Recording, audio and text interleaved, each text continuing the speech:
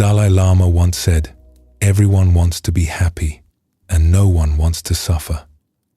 It is one of the few things every person on earth shares. And yet, when we look honestly at how most days actually feel, happiness seems to hover just out of reach. The mind holds on. It grips what hurt us, replays what went wrong, carries the day's weight long past the day's end. A mind that will not let go has no room for the happiness it is searching for. Tonight, we explore a different possibility. That the happiness we have been pursuing was never far away at all. It has been here the whole time. Before we begin, feel free to share what time it is and where you're listening from. There is nothing to figure out tonight. Nothing you need to memorize. We will move together, gently, through ancient stories and teachings from Zen and Buddhism. We will look at how the grip of the mind can begin to soften, at the heart's capacity to receive what is already here, and at the possibility that the deepest happiness may need nothing at all to be different from how it already is. Thank you for joining us here at Midnight Monk. Let us begin. The Buddha observed that the mind goes wherever it is repeatedly sent. Whatever a person frequently thinks about, he taught, becomes the inclination of their mind. And there is a curious thing about where the mind, left to itself, tends to go. Picture it as a host receiving guests. Some guests are welcome, some are not, but the unwelcome ones tend to stay longest. They sit down, they settle in, and long after the welcome visitors have passed through and been forgotten, the difficult ones remain, taking up space at the table. This is where we begin tonight, with the observation that the mind does not keep an honest record of our lives. It keeps a skewed one. A single sharp word spoken at noon can still be ringing at midnight, while a dozen acts of warmth from the same hours have already faded beyond recall. A difficult conversation replays for days. A compliment lasts about as long as it takes to hear it. If someone were to ask, at the end of an ordinary day, what happened, the mind would most likely offer the one thing that went wrong. The traffic, the remark from a colleague, the plans that fell through, and the rest of the day, the hours that held nothing but small, reliable kindnesses and ordinary peace, would barely register. As if those hours did not count. There is something here that shapes the whole texture of what it feels like to be alive.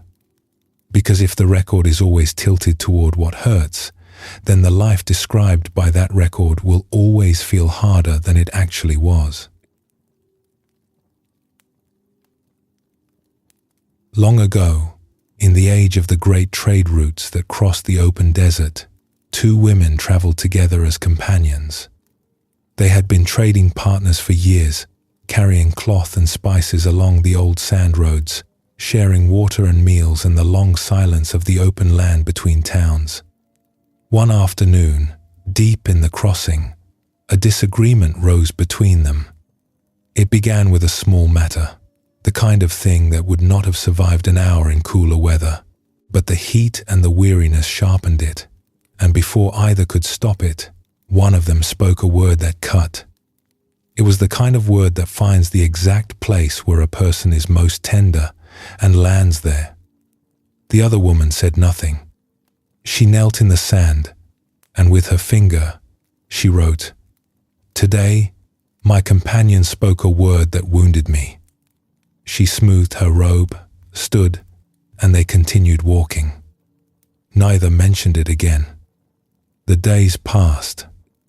The sky stretched wide and pale, and the rhythm of walking returned. Then, on the fifth morning, a sandstorm rose out of the south. The air turned to a wall of grit and noise. Visibility dropped to nothing. The two women were separated within minutes, and the one who had spoken the wounding word found herself alone, the path erased, the dunes rearranged into shapes she did not recognize. She could have pressed on. The storm was dying. She might have reached the next oasis by nightfall. But she turned back. She wrapped her face and walked into the fading edge of the storm, calling, searching, until she found her companion crouched behind a rock shelf, disoriented and grateful. Together they reached the oasis by evening. That night, while her companion rested, the woman who had been found walked to a flat stone at the water's edge, and with a sharp rock, slowly, deliberately, she carved into it. Today, my companion walked back into the storm to find me. Her companion saw her working at the stone and came to sit beside her. I have watched you, she said.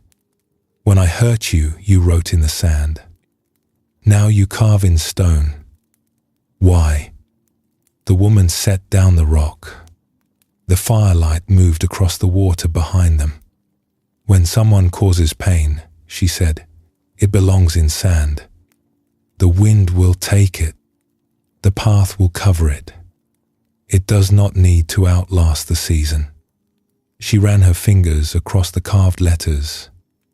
But when someone shows kindness, it belongs in stone. Because if we do not carve it deep, the wind will take that too. And we will be left with a record of nothing but hurt in a life that held so much more. There is a reason the mind works this way, and it is old.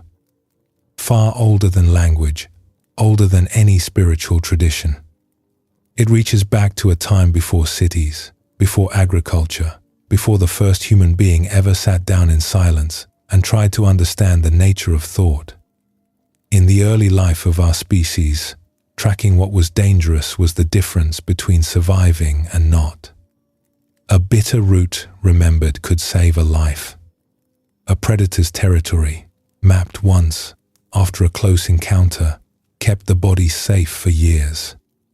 The mind evolved to be a threat ledger, a comprehensive record of everything that has ever gone wrong, because out on the ancient plains, forgetting a danger could be fatal. One forgotten lesson, and the body did not get a second chance. But remembering a kindness, that carried no survival advantage. A warm afternoon, a meal shared peacefully, a day when nothing went wrong. These were not emergencies. They did not demand the same depth of inscription. No one ever died from failing to remember a compliment. And so the mind developed what could be called two different surfaces. For what is painful, the surface is rough, like coarse fabric. The difficult experience catches there, hooks in, and holds. It is replayed, examined, turned over, committed to memory with the full force of the body's alarm system. While for the pleasant experience, the surface is smooth, like a polished stone. It touches, and it passes, leaving barely a trace. This is the mind's ancient equipment, and it was remarkably effective equipment for what it was built for. But it was built for one project, surviving, and surviving is a very different project from being happy. The survival mind can scan an entire day of peace and find the one moment of friction, magnify it, replay it, analyze it for future threat, all while the warmth, the ease, the laughter, the reliable presence of people who care slides past without ever entering the record. The Buddhist teacher, Chogyam Trungpa, spoke about a particular kind of sadness that arises when a person becomes more awake. He called it unconditional sadness. It is the tenderness that comes from seeing clearly that suffering is present in the world, that people struggle, that loss is real. And he described it as the natural response of a heart that has opened. It is, he said, a sign of wakefulness. An awake heart feels the sorrow of the world and does not look away. This tenderness is beautiful and real. It is the ground of compassion, but it is different from the mind's compulsive replaying of its own injuries. The sadness Trungpa described is open and spacious. It holds the sorrow of others and does not collapse. The fixation the mind runs, the looping rehearsal of what went wrong, is something tighter. It is the same evolutionary machinery, still scanning for threats, still gripping whatever is unpleasant, still convinced that if it lets go of the painful memory, it will be caught off guard. The Taoist tradition speaks of the 10,000 joys and the 10,000 sorrows. Both are present in any life. Both arrive in every single day. But the mind's rough cloth catches the sorrows and lets the joys pass through, so the record at the end of the day reads like a catalogue of difficulty. And a person living from that record begins to believe that life is mostly hard. It is not that the sorrows are untrue. They are real, but they are not the whole story. Here is a different kind of story, from an old hill village high enough in the mountains that the air thinned on cold mornings, and the terraced fields caught more cloud than sun.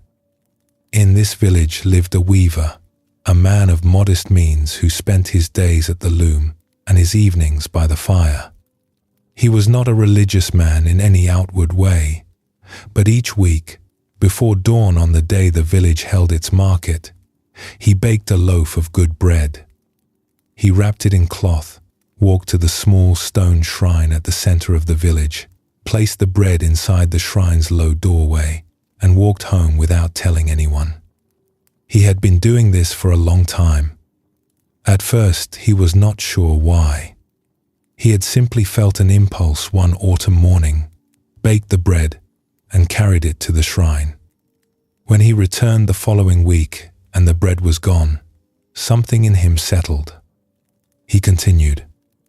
Each week, the bread disappeared. And each week, something in the act itself, the baking and the carrying and the placing, filled a space in him that he could not name.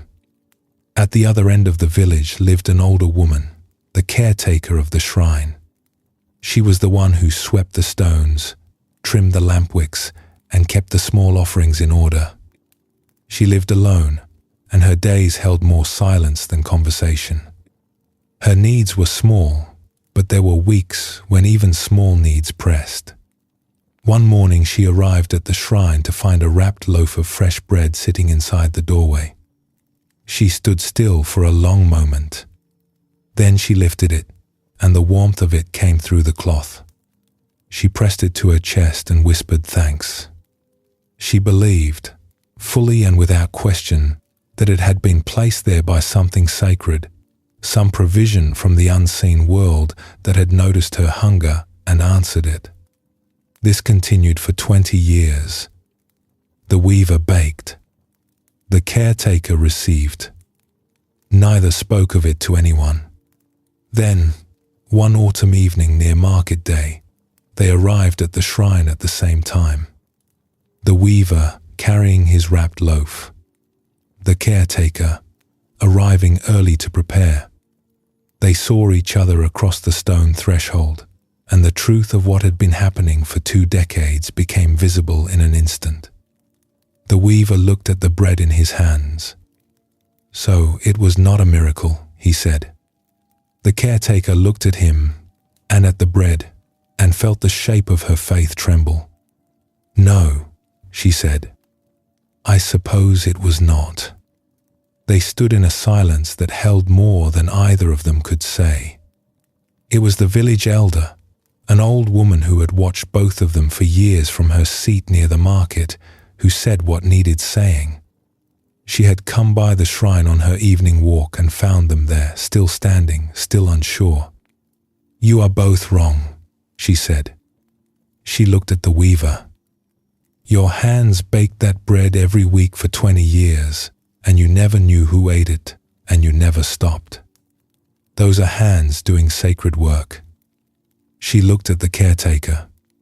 And you received it every week for 20 years, and you were grateful every time, and that gratitude kept your heart from hardening. That is sacred too. She looked at both of them. The miracle was walking on two sets of feet the whole time. It simply did not look the way either of you expected. The weaver and the caretaker stood for a while longer in the last of the light.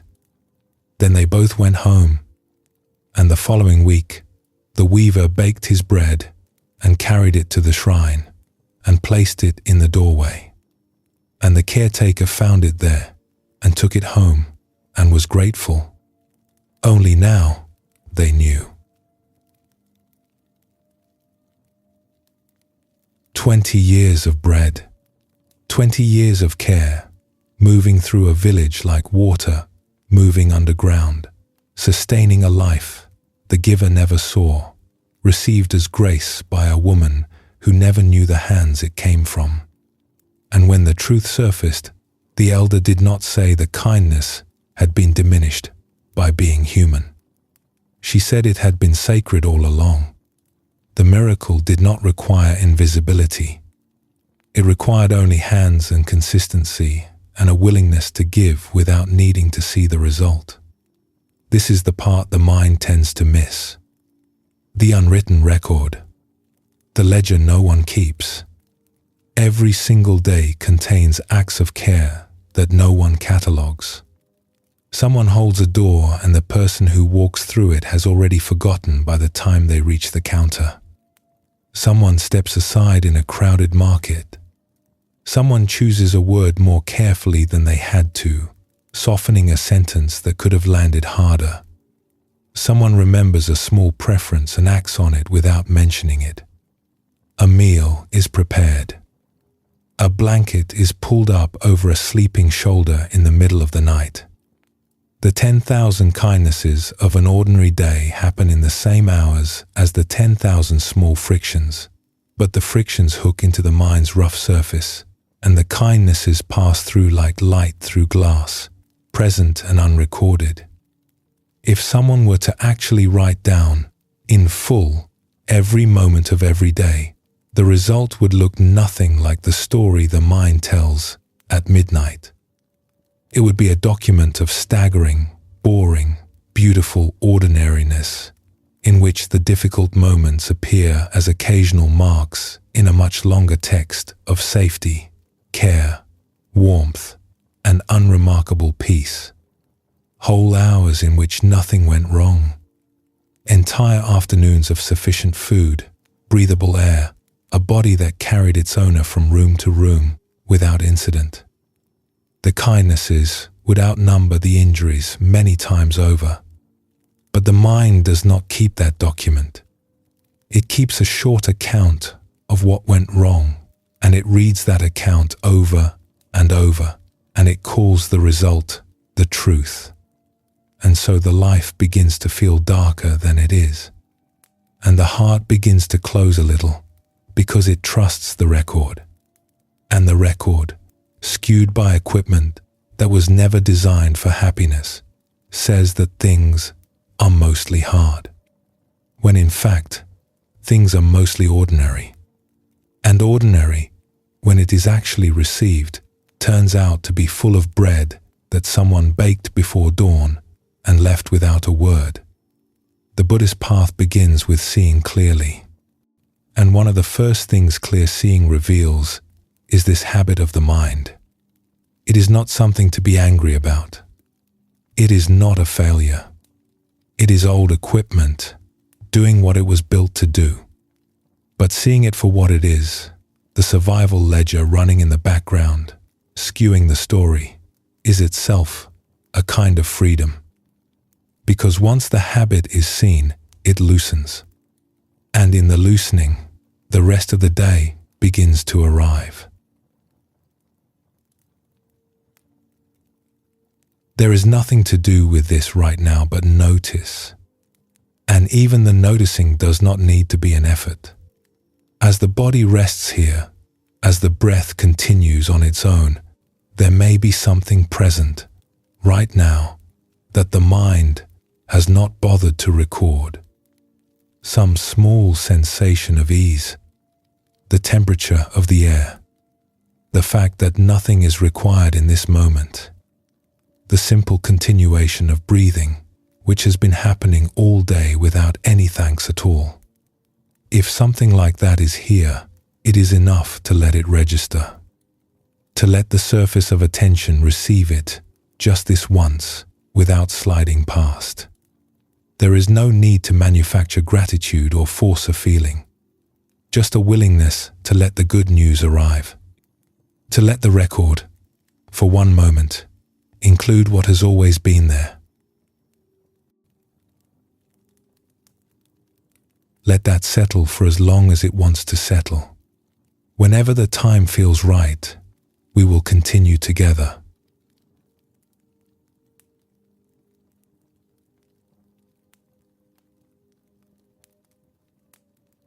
The Zen teacher, Thich Nhat Hanh, once said that the real miracle is to be alive and to walk on the green earth. He did not say this as philosophy. He said it as instruction. The miracle is here. The question is whether we are. Because the opposite of the mind's habit of holding on to what hurts is not trying to feel only pleasant things.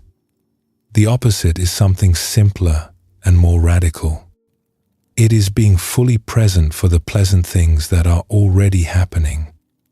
The warm air that touched the skin this afternoon.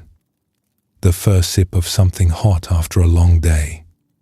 A moment when someone smiled for no particular reason and something in the chest answered. These moments arrive constantly, and constantly they slip past. The mind is too busy rehearsing yesterday's trouble or planning tomorrow's strategy to register what is right here. Most of us have had the experience of looking back on a day and feeling it was hard, only to realize, if we reconstruct it hour by hour, that most of those hours were actually fine. The morning held coffee and conversation. The afternoon had sunlight through a window. A neighbor said something kind. Something in the evening was funny enough to smile about. But none of it was captured. The mind was elsewhere, already projecting forward, already composing the next plan, and so the day, in the telling, became the one meeting that went wrong. The antidote to this is surprisingly simple. It is a kind of turning toward what is here, a willingness to receive a moment while it is still happening. It is neither grasping nor forcing. It does not require any special state of mind. It is closer to opening a hand that had been closed without knowing it was closed, and finding that something was resting in the palm the whole time. In an ancient land of orchard valleys and mountain passes, an old man tended a grove of fruit trees on a hillside above a trading road. He had lived there alone for many years, and his days followed a steady rhythm: water, sun, soil, pruning, rest. He did not sell much. Travelers occasionally stopped to buy what he carried to the roadside in a basket, and that was enough. One late summer afternoon, a young merchant passed through on his way to the capital. He was the sort of person whose mind ran several steps ahead of his feet. He had contracts to negotiate, routes to plan, a shipment of cloth that had been delayed, and a cousin in the eastern city who owed him money. He was, by any measure, a man with a great deal of future. The old orchard keeper invited him to rest in the shade and share some fruit. The merchant accepted, and they sat together beneath the wide canopy of a fig tree while the afternoon heat settled around them. The merchant talked as he ate. He laid out his plans for the season. He described the market in the capital. He mentioned a trade route through the northern passes that he had heard was faster, and wondered whether it might cut 2 days from his schedule. He talked about what he would do when his debts were paid, when his reputation was established, when the work of building his trade had finally reached the point where he could rest. While he spoke, he broke off pieces of fruit and put them in his mouth without tasting them. One piece followed the next. His jaw moved, but his attention was already in the capital, already counting coins that had not yet been earned. The old man watched this for a while. "You have not eaten the piece you already took," he said.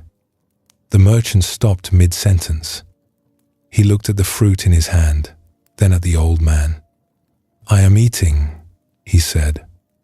"Your mouth is," the old man said. "The rest of you is in the capital." The merchant laughed, a little uncomfortable, and tried to slow down. But his mind was already running again, and within a few bites he was back to planning, back to the future, back to the version of his life that existed only as a projection. He thanked the old man and left. Years passed. The merchant's trade grew, then stumbled. The northern route was closed by weather. The cousin never repaid the debt. A season of poor harvests thinned the markets. And one autumn, far from home, the merchant found himself sitting by a roadside well, tired, with less in his purse than he had started with as a young man. A woman drawing water saw him there and offered him a piece of fruit. It was nothing extraordinary. A simple, ripe fruit, slightly warm from the sun, placed in his hand without ceremony. He remembered the old man. He remembered the shade of the fig tree and the words that had passed through him like water through a net. "You have not eaten the piece you already took." And this time, he ate the piece he had been given. Slowly, feeling the skin of it against his lips before he bit down, tasting the sweetness, which was unremarkable and complete, feeling the juice on his tongue and the faint warmth of the afternoon sun in the flesh of the fruit. He chewed slowly. He swallowed and felt the coolness of it travel down his throat. And in that single act of actually being there for what was happening, the whole world opened. He could taste the rain that had fed the tree. He could feel the sun that had ripened the fruit. He could sense the hands of the woman who had picked it and the soil it had grown from. And beneath all of that, he could hear the old man's voice across the distance of years, patient and clear, saying the simplest thing anyone had ever said to him. He sat by the well for a long time, eating one piece of fruit, and it was enough. The plans he had carried for so many years, the routes and contracts and debts and projections, were still there. They had not vanished. But for the first time, they were not louder than the taste of what was in his hand. There is a difference between savoring and grasping, and the difference matters. Grasping reaches forward. It locks onto a pleasure and tightens around it, trying to make it stay, trying to prevent it from passing. And the tightening itself changes the experience.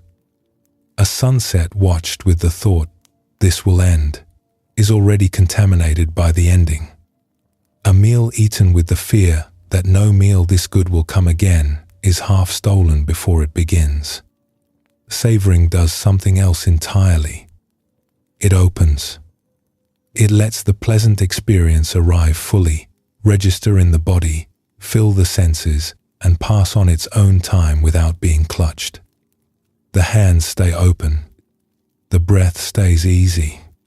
And the moment, received this way, leaves a deeper impression than any grasped pleasure ever could. Researchers studying happiness in recent years have found something that lines up surprisingly well with what contemplative traditions have said for centuries. Happiness requires a kind of intention. This is not the intention to manufacture a feeling or to suppress what is difficult. It is the intention to receive. To pause when something good is present and let it actually land. to agree to be there for the arrival of what has already arrived. The writer Kurt Vonnegut used to stop himself in the middle of happy moments and say, out loud sometimes, "If this isn't nice, I don't know what is." It was not a grand insight. It was a reminder, a small ceremony of attention at the threshold of an experience that would otherwise have passed through without being met. The intention to be happy is like that. It is the willingness to notice the bread in the hand, to feel the weight of a good day before it becomes yesterday, to stop, even for a breath, and receive what is here, instead of looking past it toward what is next. And this intention does not push sorrow out. This is the part that surprises people. Savoring the beauty of a moment does not require pretending that difficulty is absent. It makes room for both. The 10,000 joys and the 10,000 sorrows that the Taoist tradition speaks of do not take turns. They coexist. And a heart that can receive a moment of sweetness in the middle of a hard season is not betraying its sorrow. It is being fully alive. The Zen monk Ryokan lived in a bare hut on the side of a mountain, with almost nothing to his name. He had chosen this life deliberately. He owned a sleeping mat, a cracked inkstone, a small wooden bowl for rice, a few sheets of paper on which he wrote poetry that he sometimes gave away to children. His reputation for simplicity and tenderness was known across the valleys, and people sought him out, sometimes for his poems, sometimes just for the quality of stillness that seemed to surround him like weather. The hut sat at the edge of the tree line, high enough that the clouds sometimes drifted through the doorway. On clear nights, the valley below filled with darkness, while the sky above filled with stars, and the hut sat between the two like a small lit room floating in space. One night, while Ryokan was away walking, a thief entered the hut. It would not have taken long to search. A single room, a low shelf, a reed mat on the floor. There was nothing inside worth carrying to market. A cracked inkstone would fetch nothing. Poetry written in a monk's hand was worthless to anyone who could not read the silence between the lines. But the thief took what there was, the mat, the bowl, the inkstone, a worn robe hung on a peg, and left. Ryokan returned to find the hut emptied. The mat was gone. The bowl was gone. The shelf was bare. Even the robe was missing, which meant that he was standing in his only remaining garment in a cold room on a mountain at night. He did not chase after anything. He did not shout. He stood in the doorway for a moment, then stepped inside and sat down on the bare floor. And he looked at what remained. The floor, smooth from years of sitting. The walls, which still smelled faintly of cedar. The open window, framing the valley. And through the window, the full moon. It filled the room with cold silver light. It lay across the bare floor where the mat had been. It touched the empty shelf where the inkstone had sat. It turned the stripped-down hut into something Ryokan had never quite seen before, something that had always been there but had been obscured by the small accumulation of possessions, a room holding nothing but moonlight. A tenderness rose in him, the kind of ache that belongs to no one particular loss, but to the simple fact that things pass, that what can be taken will be taken, and that something always remains that cannot be carried off. He thought of the visitor who had come and gone with an armful of worn-out things, and he wished, honestly and without bitterness, that he could have given the thief something more useful, that he could have offered him this light, this silence, this room made more beautiful by its emptiness than it had ever been when it was full. He is said to have written, "The thief left it behind." The moon at the window. What the thief could not carry, and did not think to look for, was the one thing of real value in the room. It was the kind of treasure that cannot be taken because it belongs to no one.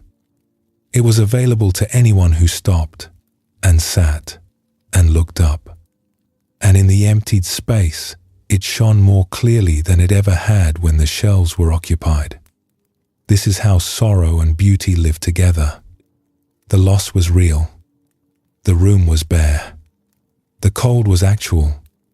And in the bare room, the most luminous thing Ryokan had ever seen poured through the window, free of charge, offered to the thief and the monk and the mountain and the valley with equal generosity. Receiving it did not require pretending the loss had not happened. It required only sitting still and looking and letting both things be true at once. There is a trap in spiritual life and in the broader pursuit of well-being that looks like seriousness. It is the assumption that depth requires heaviness, that the path to understanding must be grim, effortful, weighted with solemnity, all furrowed brows and long silences, and the renunciation of everything pleasant. And this grimness, however sincere, works against the very openness it is trying to reach. A clenched jaw does not smile easily. A body braced against difficulty does not receive beauty. A person who has decided that the path must be hard has already introduced an obstacle that the path itself never required. The ancient path includes joy. The Buddha spoke of a wholesome delight that arises naturally when a person pauses in the middle of ordinary life and feels gratitude, or sees something beautiful, or senses the warmth of another person's presence. It is not the desperate grab at pleasure. It is the willingness to be pleased by what is already here. The taste of clean water, the color of the sky at a particular hour, the sound of someone breathing peacefully nearby. This simple delight is not a distraction from the path. It is a doorway on the path.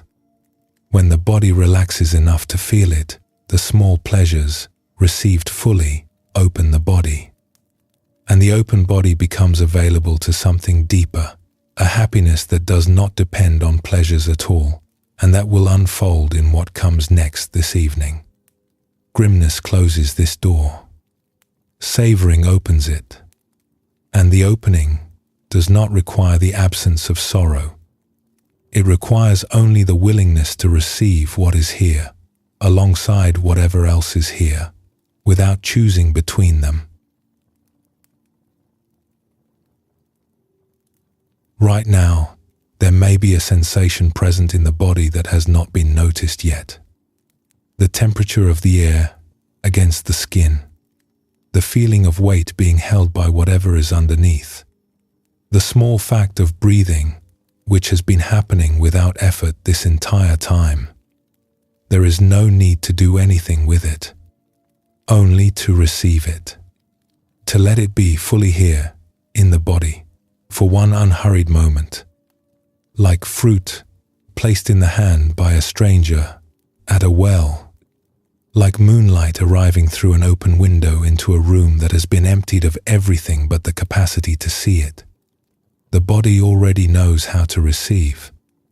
It has been doing it since before the first thought arrived. Rest here for a moment. There is no schedule tonight. The next part of the journey will wait as long as it needs to.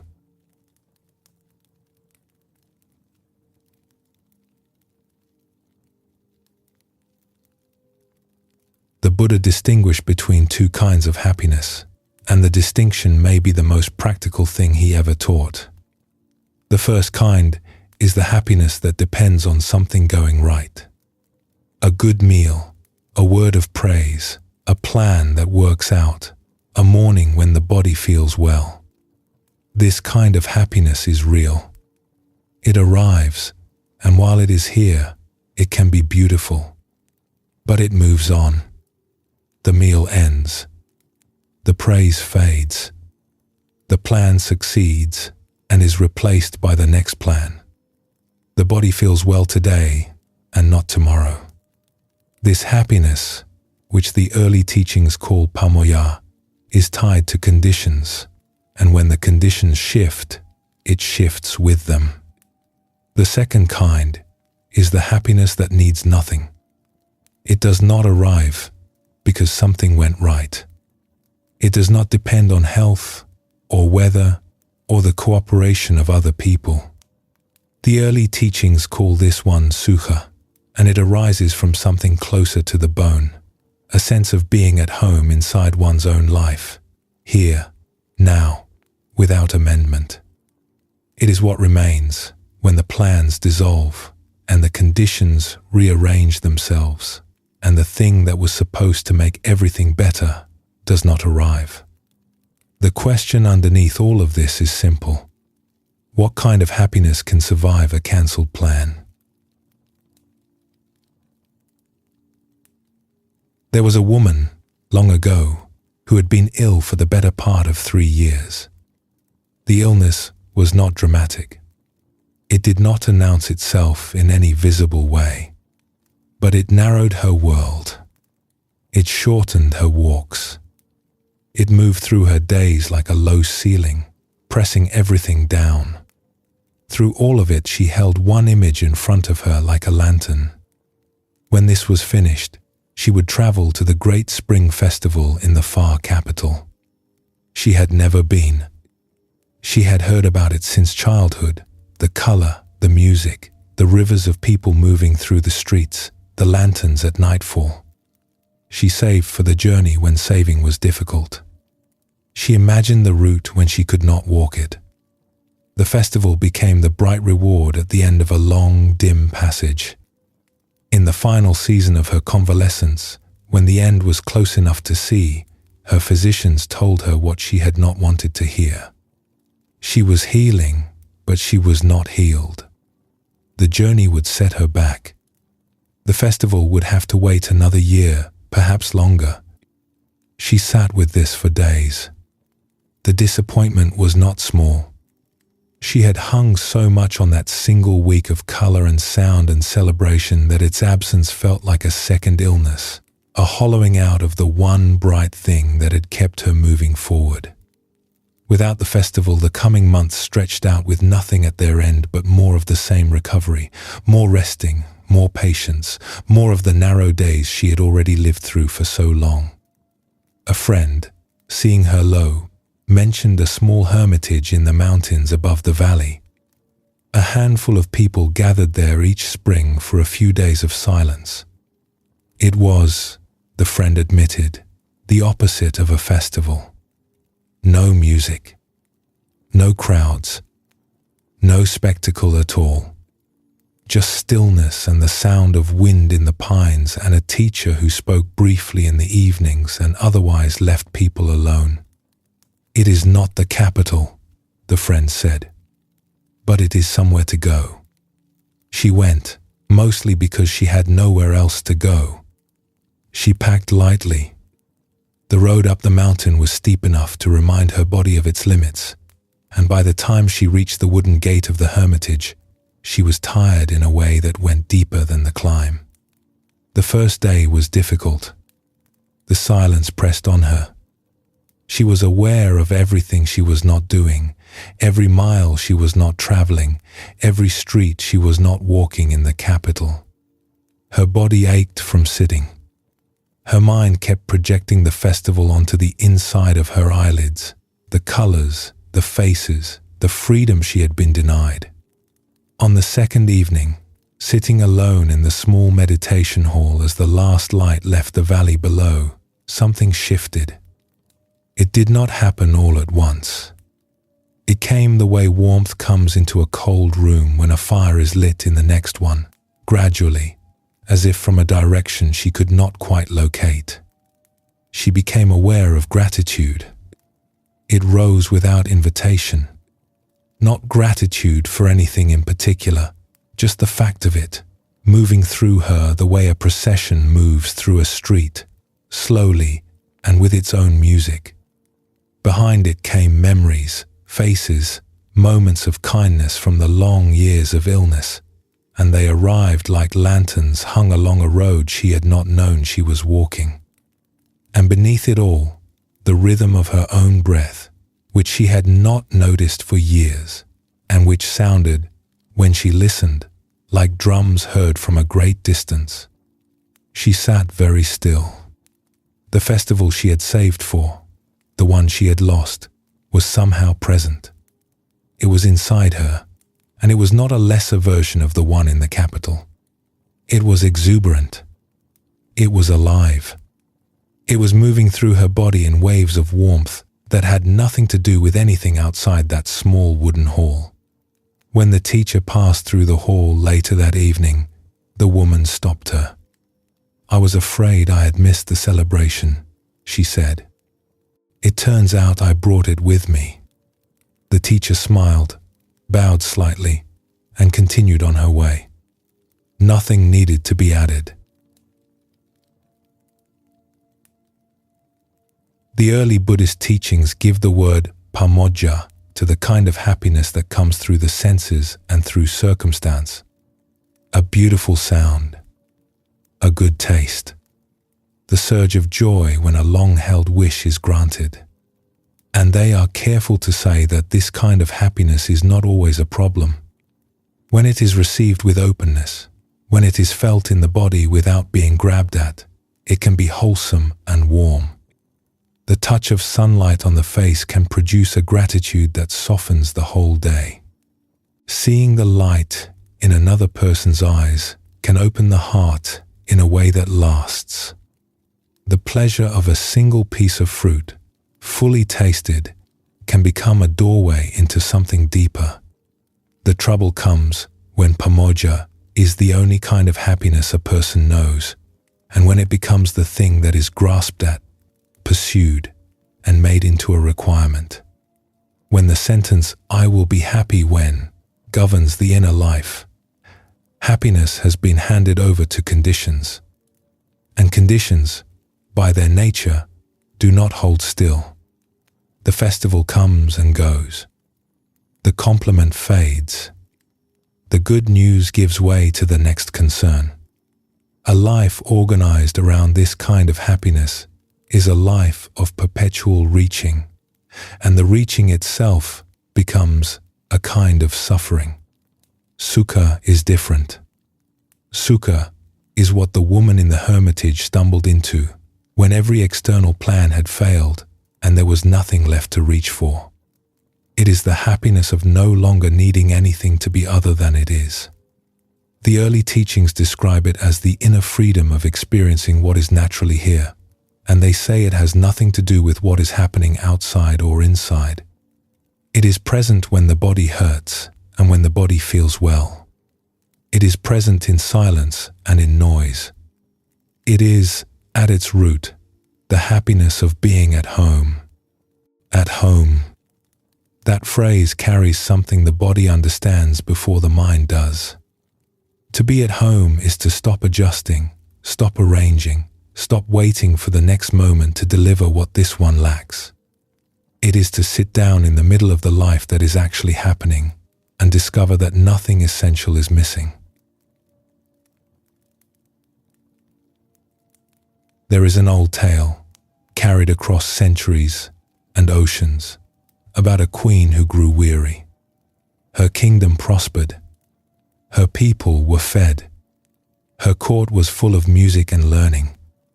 And yet, the queen could not rest. A heaviness had settled on her that no feast could lift and no entertainment could shift. She moved through her days like a person walking through water, functional but slow, present but unreached. Her physicians consulted for a long time and returned with a single prescription. The queen must sleep one night in the shirt of a truly happy person. If she could wear that happiness against her skin, even for one night, the weariness would lift. The queen's ministers were sent across the kingdom. The search was thorough and wide.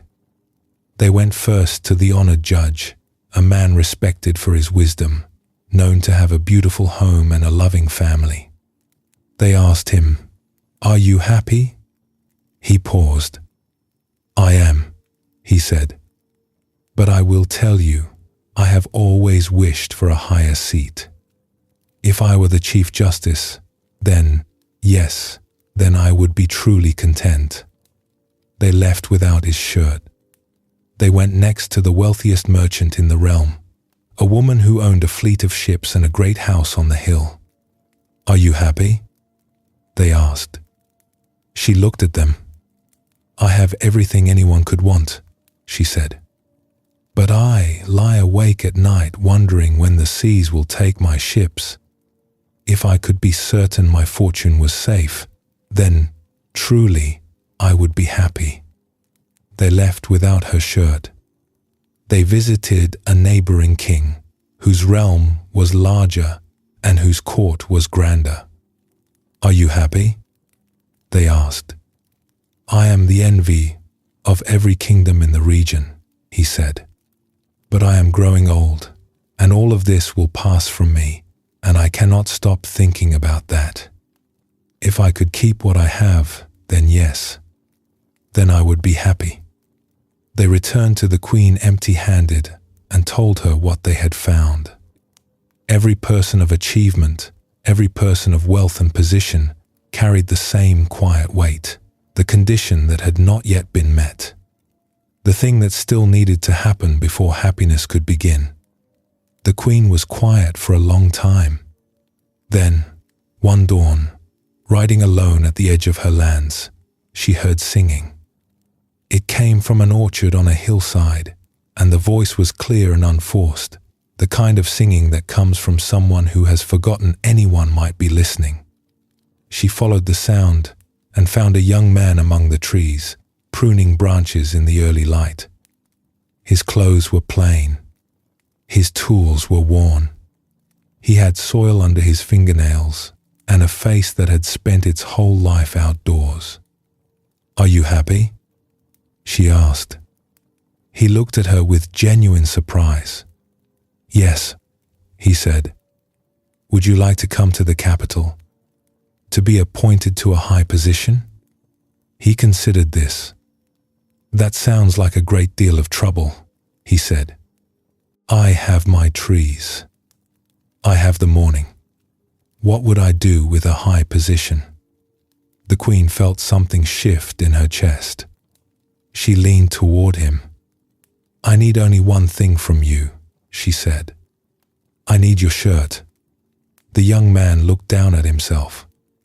Then he opened his worn coat, and the queen saw what the physicians had not anticipated. He was not wearing a shirt. For a moment, the queen stood still. Then she laughed. It was the first real laughter she had felt in more than a year, and it came from somewhere below the weariness, below the searching, below the long procession of conditions that had promised happiness and delivered only more conditions. She walked home. The road was long, and she walked every step of it, and the walking itself felt different from the walking she had done before. Lighter, as if some piece of clothing she had been wearing, something heavier than any shirt, had been set down on the road behind her without her noticing. The happiness the young man carried had no material. No cloth, no fabric, no shirt. There was nothing to hand over because there was nothing external holding it up. It was not a possession. It was a way of being present with his trees and his morning and the fact of being alive. And that kind of happiness cannot be transferred because it was never separate from the person living it. This is sukha. It is what the woman in the hermitage found when the festival fell through. It is what the queen glimpsed when she saw the open coat with nothing underneath. It is the happiness that is already here, underneath every condition the mind has placed on top of it, every if only, and every not yet that stands between a person and the simple experience of being at home. Everyone wants to be happy, and no one wants to suffer. The question the early teachings ask is what kind of happiness is being wanted? Because if the wanting is for the kind that depends on conditions, the wanting itself will produce its own suffering, as each met condition is replaced by the next unmet one. But if the wanting softens into a willingness to receive what is already present, the suffering begins to thin, and what remains is something the tradition simply calls being at home. At home does not mean comfortable in every moment. It does not mean the body stops aching, or that loss stays away, or that plans always work out. It means that the person sitting inside the life no longer needs the life to be different in order to feel whole. It is a kind of rest that happens in the very center of things, even when the things themselves are difficult. Even when the festival has been cancelled and the road is steep and the body is tired from years of climbing. And there is something here about celebration and quietude being the same event, which the mind resists because it has always placed them at opposite ends of the spectrum. The festival is loud and bright and public. The hermitage is still and dim and solitary. But the woman in the mountain hall found the festival inside the stillness, and she did not find a lesser version of it. She found the real thing. The procession of gratitude, the lanterns of memory, the drumbeat of her own breathing. These were not substitutes for the capital. They were the source that the capital had always been drawing from. The outer festival, with all its color and noise, was an echo of something that had been running inside her all along, and it took the silence of the hermitage for her to hear it clearly.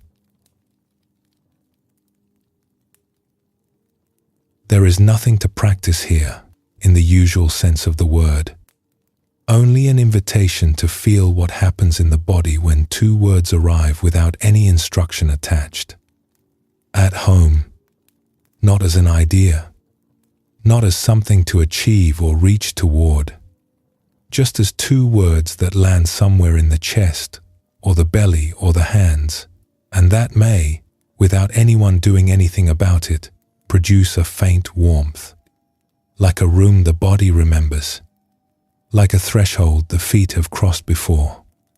At home, if something settles when those words arrive, that is enough. If nothing happens, that is also enough. There is no right response. The happiness of being at home does not perform on command. It does not arrive with fanfare or announce itself clearly.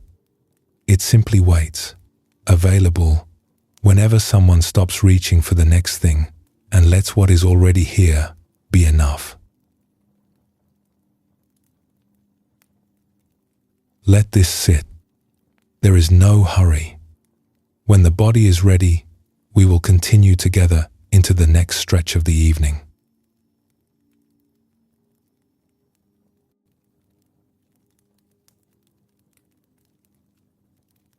The Buddha identified a force at the root of human suffering that he called tanha, which is often translated as craving or thirst. But neither word quite captures the specific quality he was pointing to. Tanha is not the large dramatic wanting of addiction or obsession. It is something more ordinary and more pervasive. It is the lean, the slight forward tilt of the mind that says this moment is not quite enough, and the next one might be. Everyone knows this lean. It shows up first thing in the morning, before the feet hit the floor, as a list of what needs to happen today before relaxation is permitted. It shows up at meals, when the mind is already in the next hour. It shows up at the end of a good day, when something unnamed still feels unfinished. It is the constant low hum of almost, the background sense that life is nearly ready to begin but has not quite started yet. And at the center of this lean lives a sentence. Everyone has their own version of it, but the structure is always the same. It begins with two words, if only. If only this one thing would change, then things would be all right. If only this condition were met, this problem was solved, this person would understand, this body would cooperate, this account would settle, then the real life could start. Then happiness could begin. The sentence changes its content across the decades. What filled the blank at 20 is different from what fills it at 40, and different again at 60. But the structure is remarkably stable. The lean is always the same lean, and the promised happiness is always one condition away.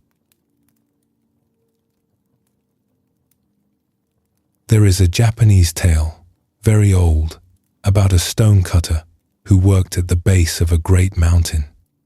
He was a simple man, and for many years, his life was simple too. Each morning he walked to the rock face, lifted his tools, and cut stone. The work was hard, but the mountain was beautiful in every season, and he knew the grain of the rock the way a weaver knows thread. He could feel where the stone wanted to split before the chisel found the line. He ate his meals in the open air, sitting on the blocks he had cut, watching hawks ride the thermals above the summit. He slept soundly. He did not think much about what he lacked, because the question had not yet occurred to him. Then, one afternoon, he carried a load of cut stone to the house of a merchant in the valley. The house was large and cool, with tiled floors and a courtyard shaded by broadleaf trees. Servants brought water in painted cups. The merchant sat on cushions, fanning himself, unbothered by the heat that had the stonecutter drenched in sweat. The stonecutter set down his stones and looked around at the smooth walls, the silk screens, the bowls of fruit set out as if fruit were nothing special, and for the first time in his life, he felt the lean. "If only I were a merchant," he said to himself, "I could live in a cool house and never lift a chisel again." And the wish, as wishes in old tales sometimes are, was granted. The stonecutter became a merchant. He had the house, the courtyard, the painted cups, the cushions, the servants. For a while, it was everything he had imagined. He sat in the cool shade and drank from the painted cups and felt the satisfaction of having arrived. Then a government official passed through the town in a gilded palanquin, carried by servants, preceded by attendants, greeted with bows from everyone on the street, including the merchant. Every head lowered as the official passed. Every voice went still, and the lean returned, as quick and sharp as the first time. "If only I were an official," the merchant said. "Then I would have real power, and no one would look down on me." He became an official. He was carried through the streets and bowed to and treated with deference. He issued orders and they were obeyed. He wore fine robes and traveled with an escort.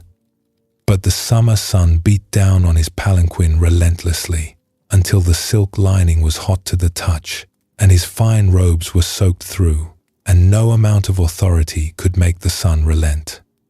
"If only I were the sun," he said. "Nothing is more powerful than the sun." He became the sun. He blazed across the sky and felt his power in the wilting of gardens and the warming of rivers and the long shadows that stretched before him wherever he turned. But then a cloud drifted in front of him, thick and slow, and blocked his light entirely. Every ray was absorbed. All his radiance meant nothing. "If only I were a cloud." He became a cloud. He gathered rain and released it over the valleys, and the rivers rose, and the dry fields drank, and he felt himself vast and important. But when the rain struck the mountain did not move. The water ran off its ancient face, and the rock stood exactly where it had always stood, unchanged, indifferent to the downpour.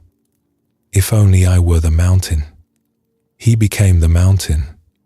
He was massive, immovable, patient beyond all patience. Nothing could push him. Nothing could wear him down. Seasons passed over him and he did not flinch.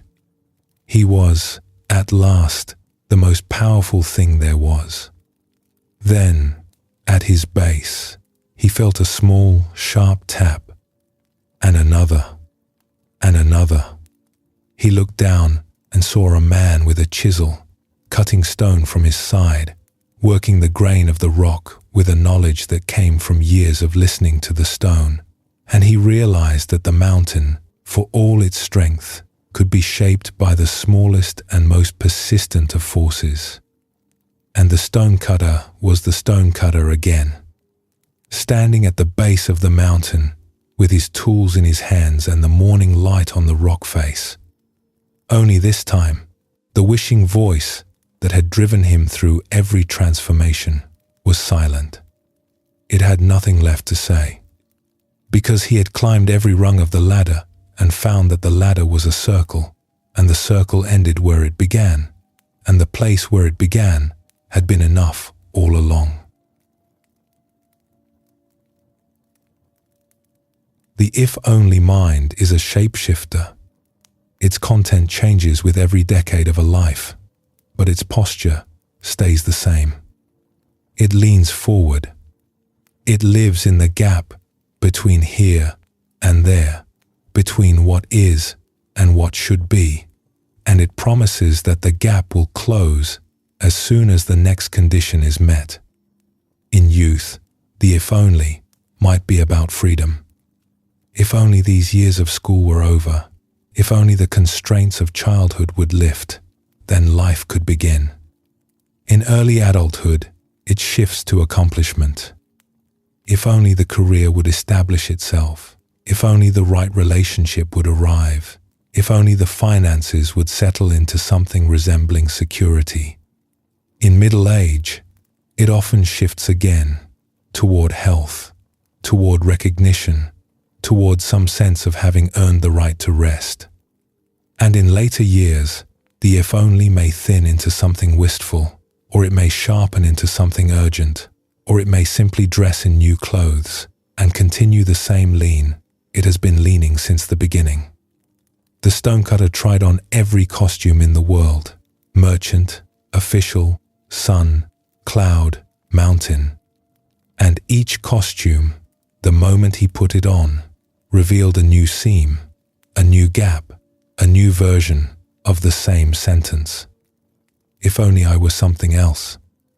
The particular else changed every time. The sentence did not. What stays constant is the posture. The body tilted toward the future. The feet never quite planted in the ground they are actually standing on. The breath never quite full, because full breathing seems to belong to the person who has arrived, and arrival has not happened yet. There is always one more rung, one more condition, one more thing that needs to be in place before the permission to rest is granted. There is a saying, sometimes attributed to Thoreau, that we spend our whole lives fishing, only to discover at the end that it was never fish we were after. The image is precise. The line cast forward, always forward, into the next season, the next achievement, the next solved problem. And the thing that was actually being sought, the sense of being at rest inside one's own life, was never out there in the water. It was in the hand holding the rod. It was in the weight of the body on the bank. It was in this breath, this morning, this unremarkable present moment that the if-only mind has been overlooking for years because it was too busy scanning the horizon for the thing that would finally make everything all right. Along an ancient river, in a village where the water ran wide and slow, an old woman sat mending nets at the edge of the bank. Her day's work was behind her. The nets were nearly done. The afternoon sun lay across the water, and turned it copper, and she sat with her hands moving steadily, watching the light change. A young grain merchant came down the road with a mule loaded with sacks on his way to the regional market.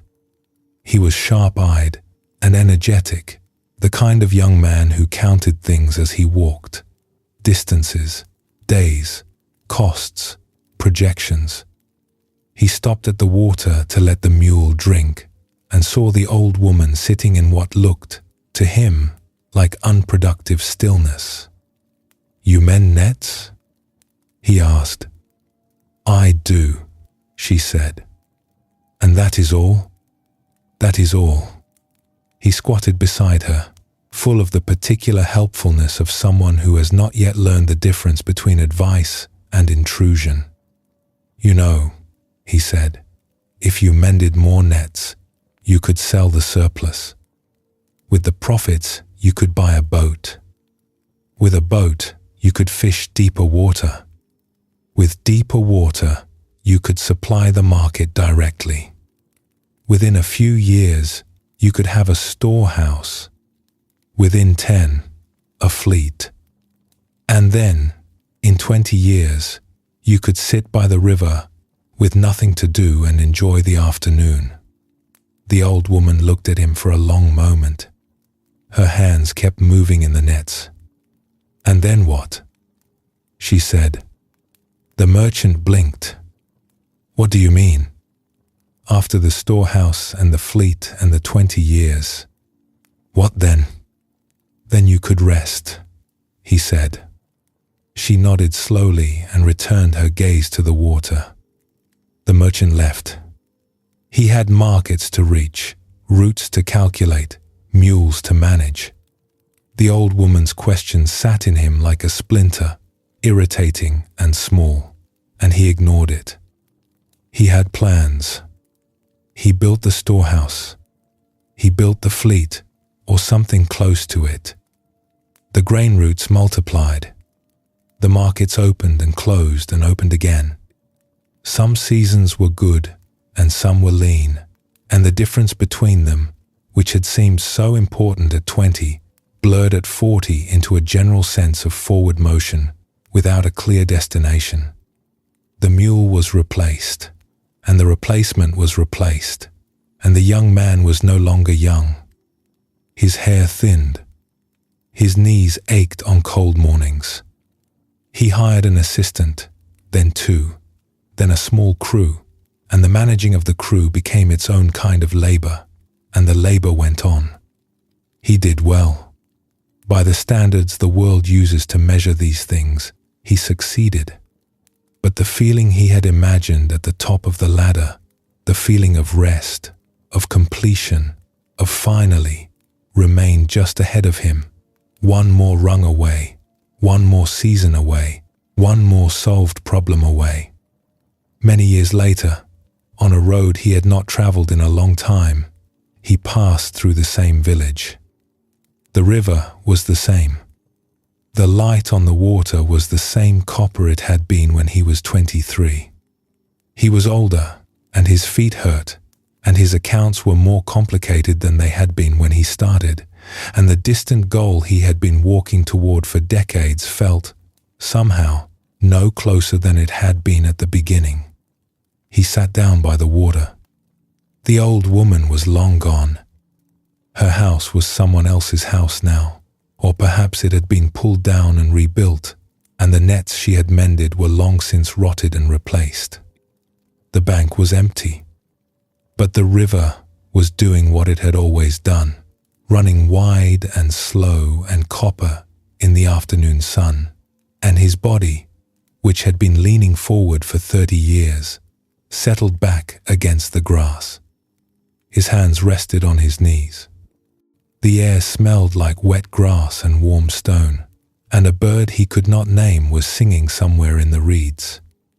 He sat there for a long time, doing nothing, and it was the first rest he had taken in years that did not feel like preparation for something else. The river had never asked him to leave. It had never required the detour.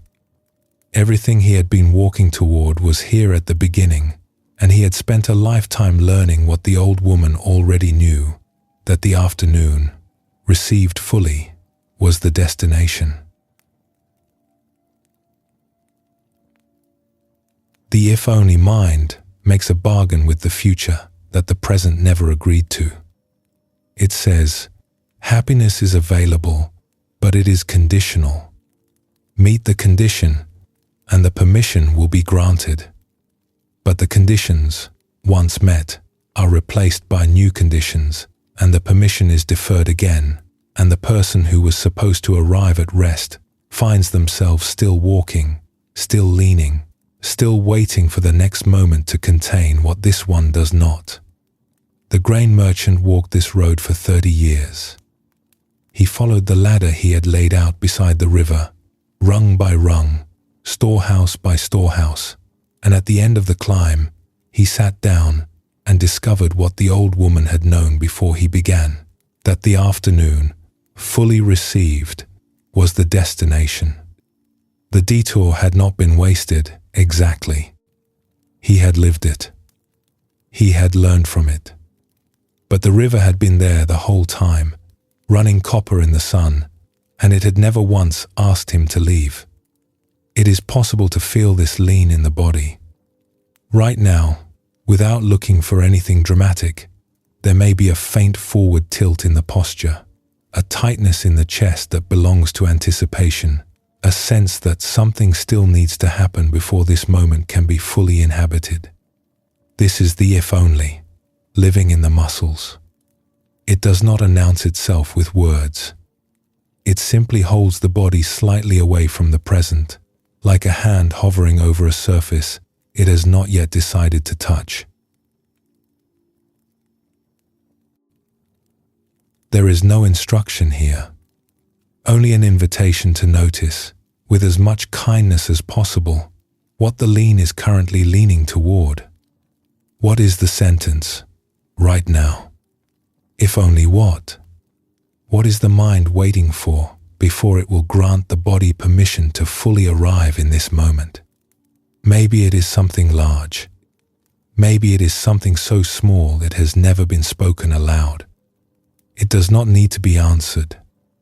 It does not need to be solved or argued with or fixed. Just noticed. Just felt in the shoulders, the jaw, the hands. Because the noticing itself is a kind of arriving. The attention lands here, in this breath, in this body, and for a moment the lean softens, and the gap between here and there closes by a fraction, and the moment that is actually happening, this one, turns out to have been here the whole time, waiting patiently, asking nothing, ready to be met. Take a breath here. Let it be an unhurried one. We will continue when the body says it is ready.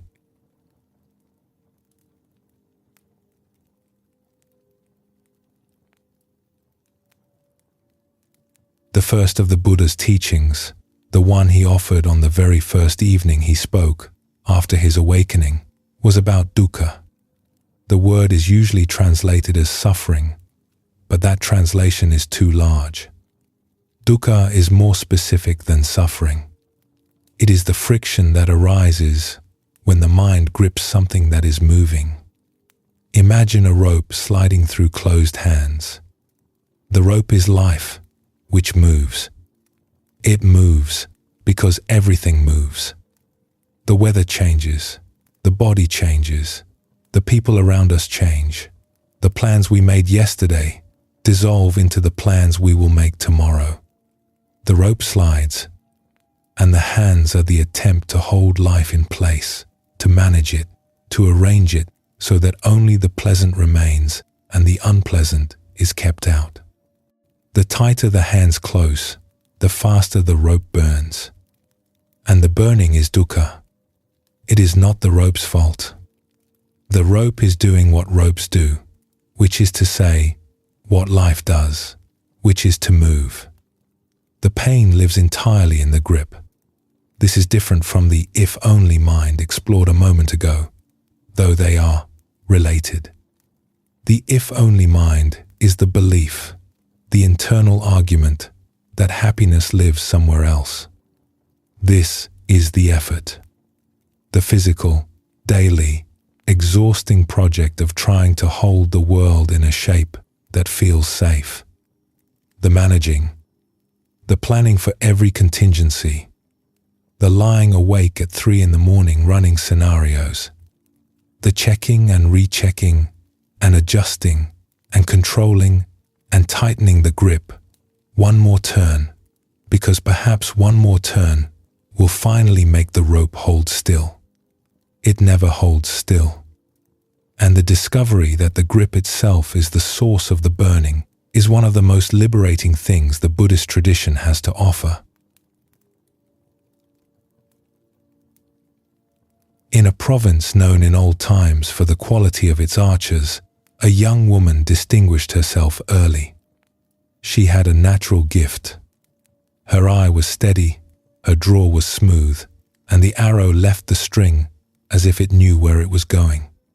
She practiced at dawn, alone, on a hillside above the town, and the practice itself was the thing she loved. The arc of the arrow against the morning sky, the sound of the string, the distant, clean sound of the point meeting its mark. She was not practicing for anything. She was practicing because the act of it, the pure attention of eye and hand and breath, made her feel whole.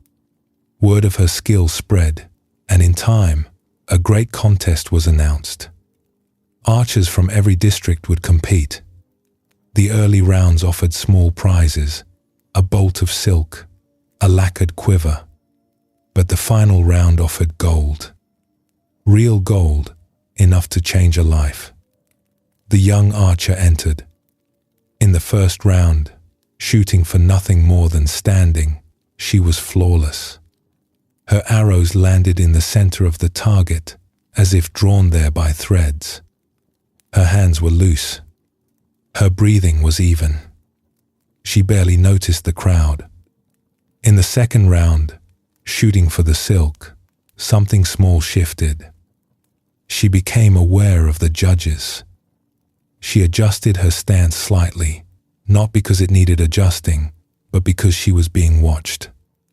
Her arrows still landed well, but the feeling was different.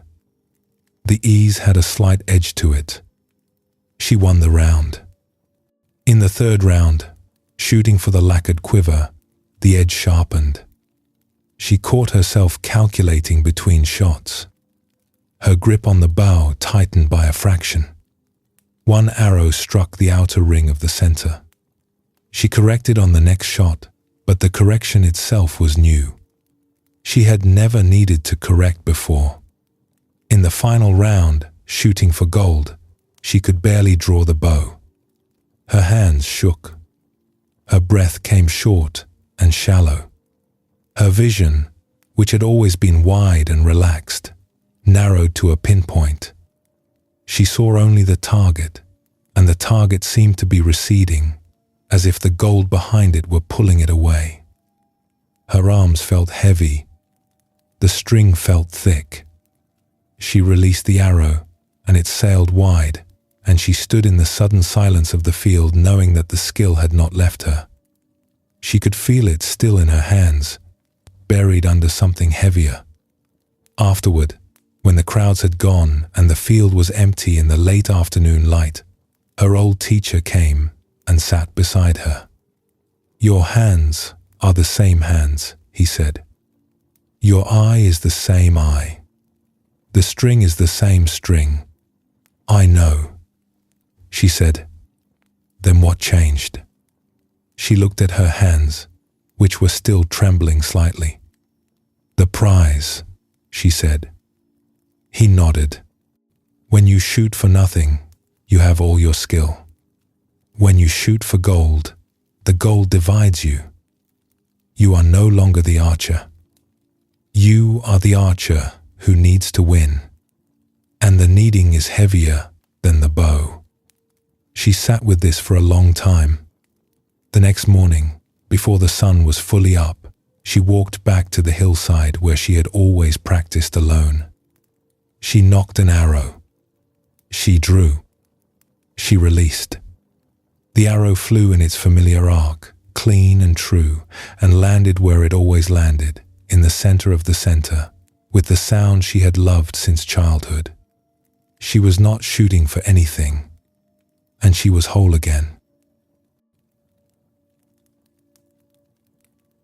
The Zhuangzi, one of the oldest texts of the Taoist tradition, tells this story as a parable of the need to win and what it costs. But it is also a parable of gripping.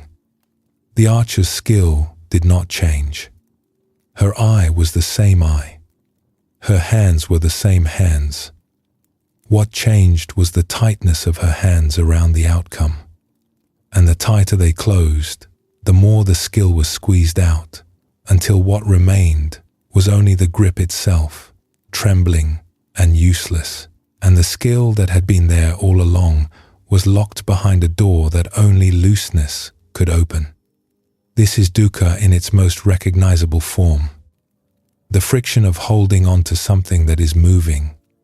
The prize was going to go where it was going to go. The arrow was going to fly where it was going to fly. And the hands, by closing around the outcome, did not improve the flight. They destroyed it. The grip did not bring the gold closer. It pushed the arrow wide. The Buddhist teaching on impermanence, anicca, is often presented as a philosophical truth. Everything changes. But it is also a practical observation about why gripping hurts. The rope moves because everything moves. The seasons turn. The body ages. The people we love grow and change, and sometimes leave. The plans we make are met by weather we did not predict. Children grow up. Careers shift. Health fluctuates in ways that no amount of careful living can fully control. And the hands that close around any of these things, trying to hold them in place, will burn. Because the rope does not stop. It has never stopped. It will never stop. This is not a grim observation. The tradition does not deliver it as bad news. It delivers it as the diagnosis that makes the cure possible. If the pain is in the grip, then the cure is in the loosening. And if the rope is going to move regardless, then loosening costs nothing. It does not change the rope. It changes the hands. And the hands, when they open, discover that they can still hold the oar. They can still do the work. They can still care for what matters. The only thing they lose is the friction.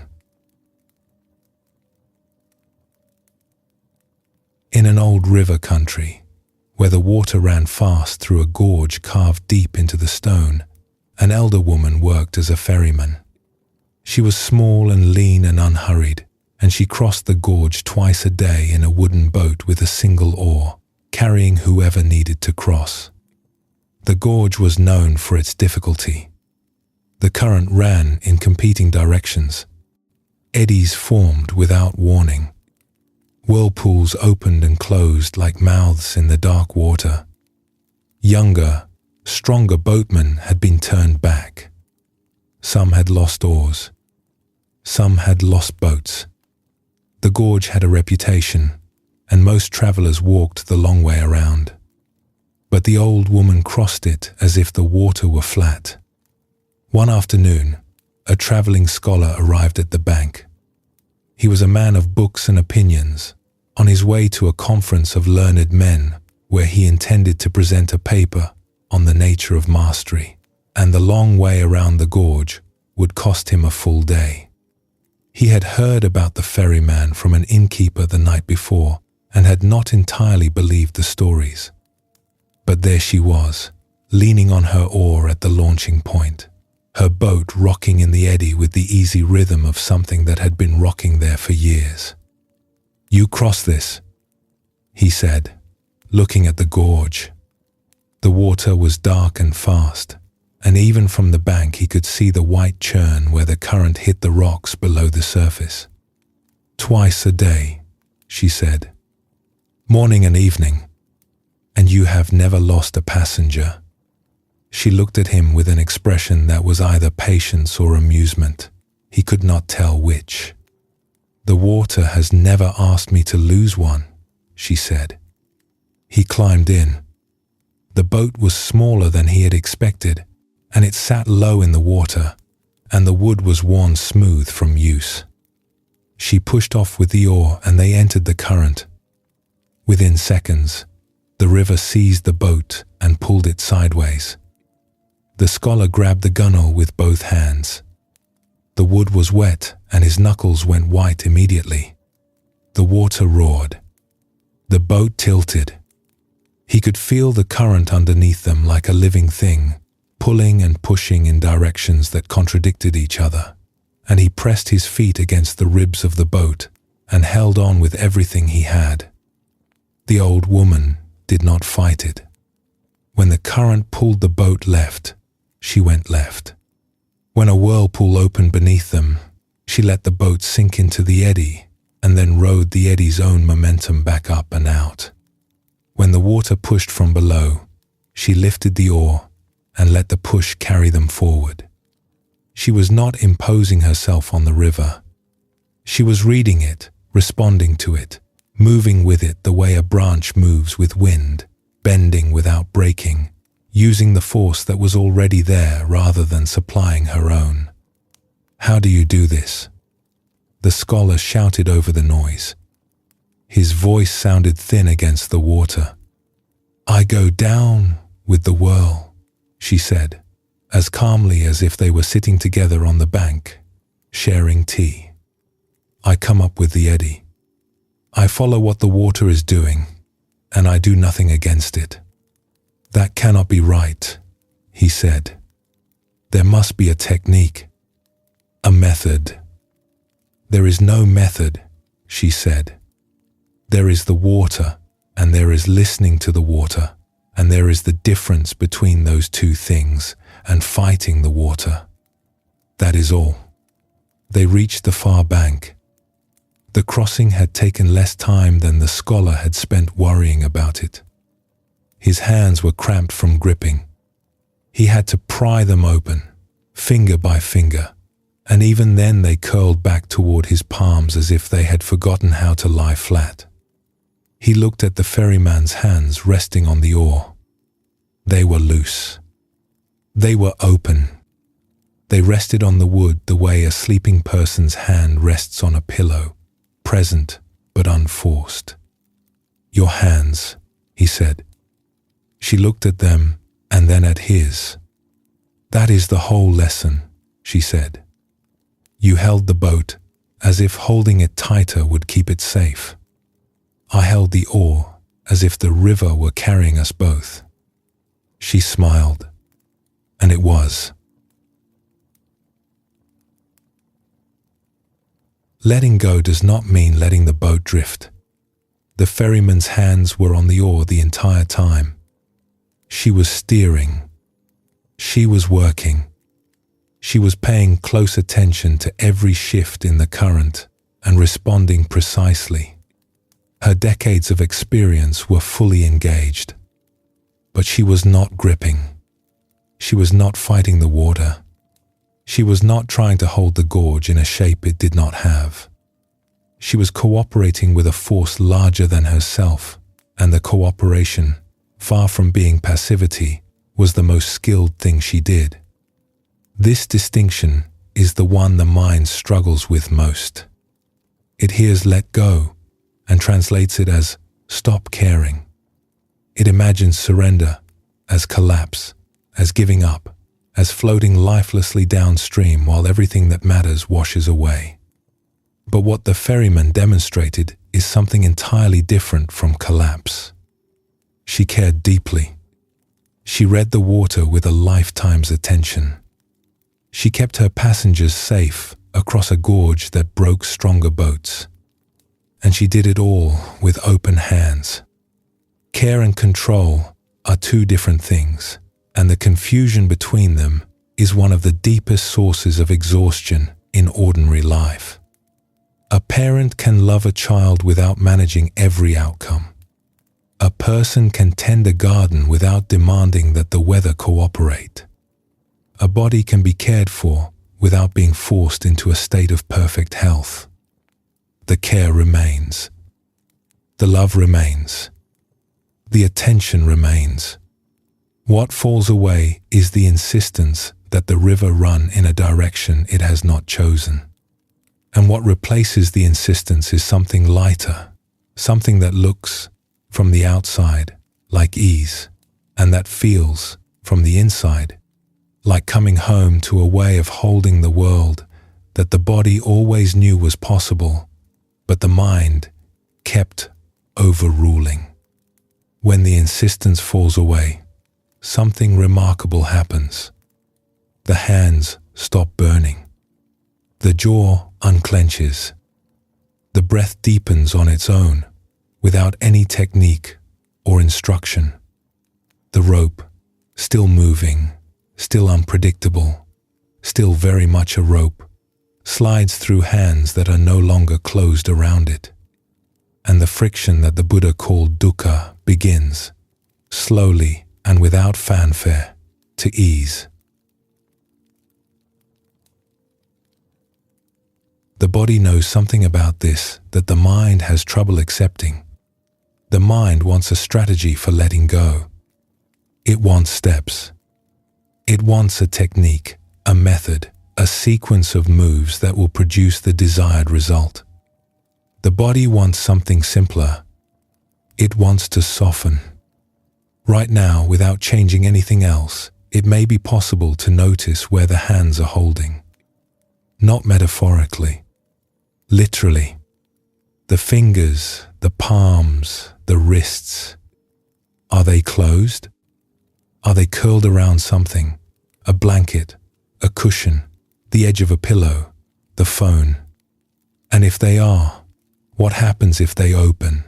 Just slightly, just enough to feel the air on the palms. The shoulders carry the same question. Are they lifted? Are they braced, pulled up toward the ears as if expecting something to land on them? What happens when they drop, even half an inch? What does the breath do when the shoulders find a lower place to rest? There is nothing to let go of, specifically. The hands do not need to release a particular thing. They just need to open. And the opening itself, the physical felt experience of an unclenched hand, can teach the mind something that years of thinking about letting go never could. That the grip was optional. That the rope was going to move anyway. And that the hands, when they open, do not lose anything they needed. They gain the air. They gain the space where friction used to be. And the space, once felt, becomes its own kind of holding, loose, open, and enough. Stay with that openness for a moment. There is nowhere to go from here except further in. Whenever it feels natural, we will take the next step together.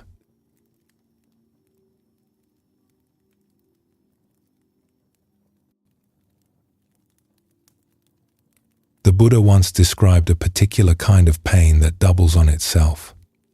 The first pain, he said, is the thing that happens.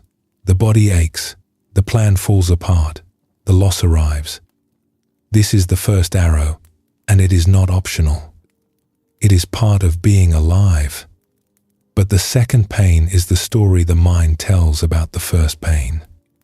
The judgment, the frustration, the voice that says, I should be handling this better. A wiser person would not feel this way. What is wrong with me that this still hurts? The second arrow lands in the wound left by the first, and it is the second one that does most of the damage. Because the first pain passes, the body heals, the plan adjusts, the loss is absorbed into the larger life. But the second pain, the judgment, feeds on itself. it generates more judgment, which generates more shame, which generates more judgment, and the loop can run for years on the fuel of a single difficult moment. Everything explored so far tonight, the Velcro mind, the if-only lean, the grip on the rope, has been an honest look at the mind's habits. But there is a risk in honest looking. The mind can take what it has just learned about itself and turn it into one more thing to be wrong about. I see that I fixate, and I judge myself for fixating, and now I have two problems. This is the second arrow, arriving dressed as self-awareness.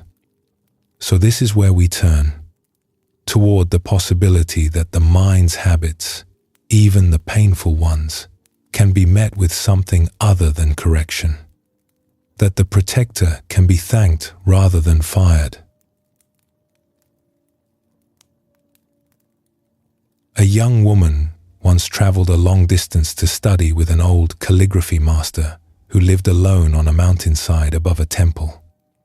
She had been practicing calligraphy since childhood, and she had talent, but talent had become entangled with a relentless drive to improve. She practiced for hours each day, and each session ended the same way, with her studying what she had produced, finding it inadequate, and resolving to try harder tomorrow. The trying harder had become its own kind of weight. She slept poorly. She ate quickly, impatiently, already thinking about the next session. Her jaw ached from clenching. She arrived at the master's studio in the early autumn and asked the question she had come to ask. How long will it take to learn what you know? The old man was grinding ink on a stone, slowly, with the unhurried motion of someone who had been doing the same thing for 50 years. He did not look up. 10 years, he said. She had expected this. She had prepared for it. And if I work twice as hard, if I sleep less, practice more, and hold myself to the highest standard. He continued grinding. 30 years, he said. She felt something cold move through her stomach. 30? But that is 3 times as long. Yes. And if I give absolutely everything, if I hold nothing back, tolerate no laziness, forgive no imperfection. The old man set down the inkstone and looked at her for the first time. His eyes were kind, which made what he said next harder to hear.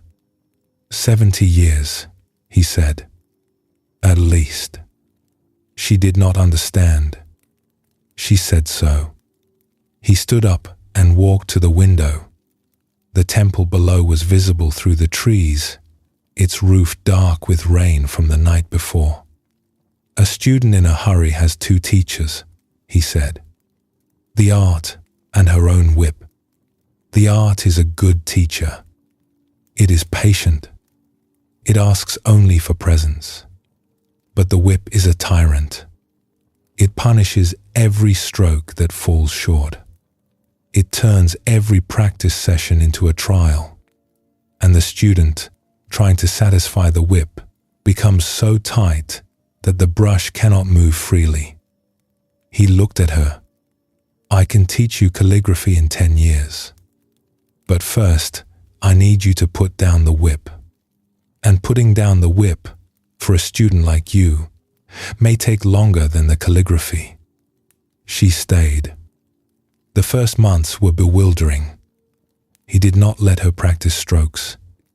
He set her to grinding ink on the old stone, sweeping the studio floor, carrying water from the spring below the temple. She watched the master work for hours, his brush moving with a freedom that made her hands ache, but when she reached for a brush herself, he shook his head. Not yet. She was furious. She had come to learn, and she was grinding ink. She was sweeping floors. She was carrying water up a hillside in a wooden bucket. She was wasting time that could have been spent practicing, improving, closing the gap between where she was and where she wanted to be. The whip inside her cracked at every idle moment. You should be practicing. You are falling behind. Everyone who started when you did is further ahead. You are failing. You are wasting the only years you have. Weeks turned into months. She ground ink and swept and carried water, and the whip continued its commentary. But somewhere in the third or fourth month, something began to shift that she did not initiate and could not have achieved by trying. The fury thinned. The urgency, which had been a constant pressure behind her eyes, began to ease. She started to notice things she had been too hurried to see. The quality of the ink changed as she ground it, its darkness deepening with patience, its surface holding the light on the stone before it turned fully black. She noticed the grain of the wooden floor under the broom, certain boards worn smooth by decades of feet. She noticed the weight of water in the bucket and how the surface trembled with each step, reflecting the branches of the trees above the path. The studio itself began to teach her, not in words, in textures, rhythms, the quality of light at different hours. The master worked in the mornings, and she watched, and the watching changed. At first she had watched with the energy of impatience. Show me how. Gradually the watching became something else. She watched as one watches a river, without trying to extract a lesson, simply present to the movement. One afternoon, nearly a year into her time at the studio, she was sitting by the window watching rain move across the valley. The master placed a brush and a sheet of paper beside her without a word. She picked up the brush without thinking. She dipped it in the ink she had ground that morning. She drew a single character. It was the most alive thing she had ever put on paper. The stroke was unhesitating, unforced, complete. It had the quality of something that had been waiting to arrive and had simply arrived when the doorway was clear. She looked at the master. He bowed. A student with one teacher, he said, learns faster than a student with two. The whip is the second arrow, dressed up as discipline. It looks like motivation. It sounds like high standards. It feels like the responsible thing to carry. And it doubles every pain it touches, because every stumble becomes a failure. Every failure becomes a character flaw, and every character flaw becomes evidence that the person carrying the whip deserves to carry it harder. The mind's habit of fixating, of looping on what went wrong, of scanning for threat, of replaying the difficult conversation for the 14th time, this habit is old. It is survival equipment, the mind doing the job it was given, millions of years before anyone sat down to meditate. It is a watchdog, and it has been watching for so long that it does not know how to stop. Meeting this watchdog with irritation is like scolding a dog for barking at the door. The dog is doing its job. It is doing the only job it knows. And scolding it does not make it quieter. It makes it anxious, which makes it louder, which makes the scolding louder, and the house fills with noise. What the calligraphy master was asking the young woman to do was something different.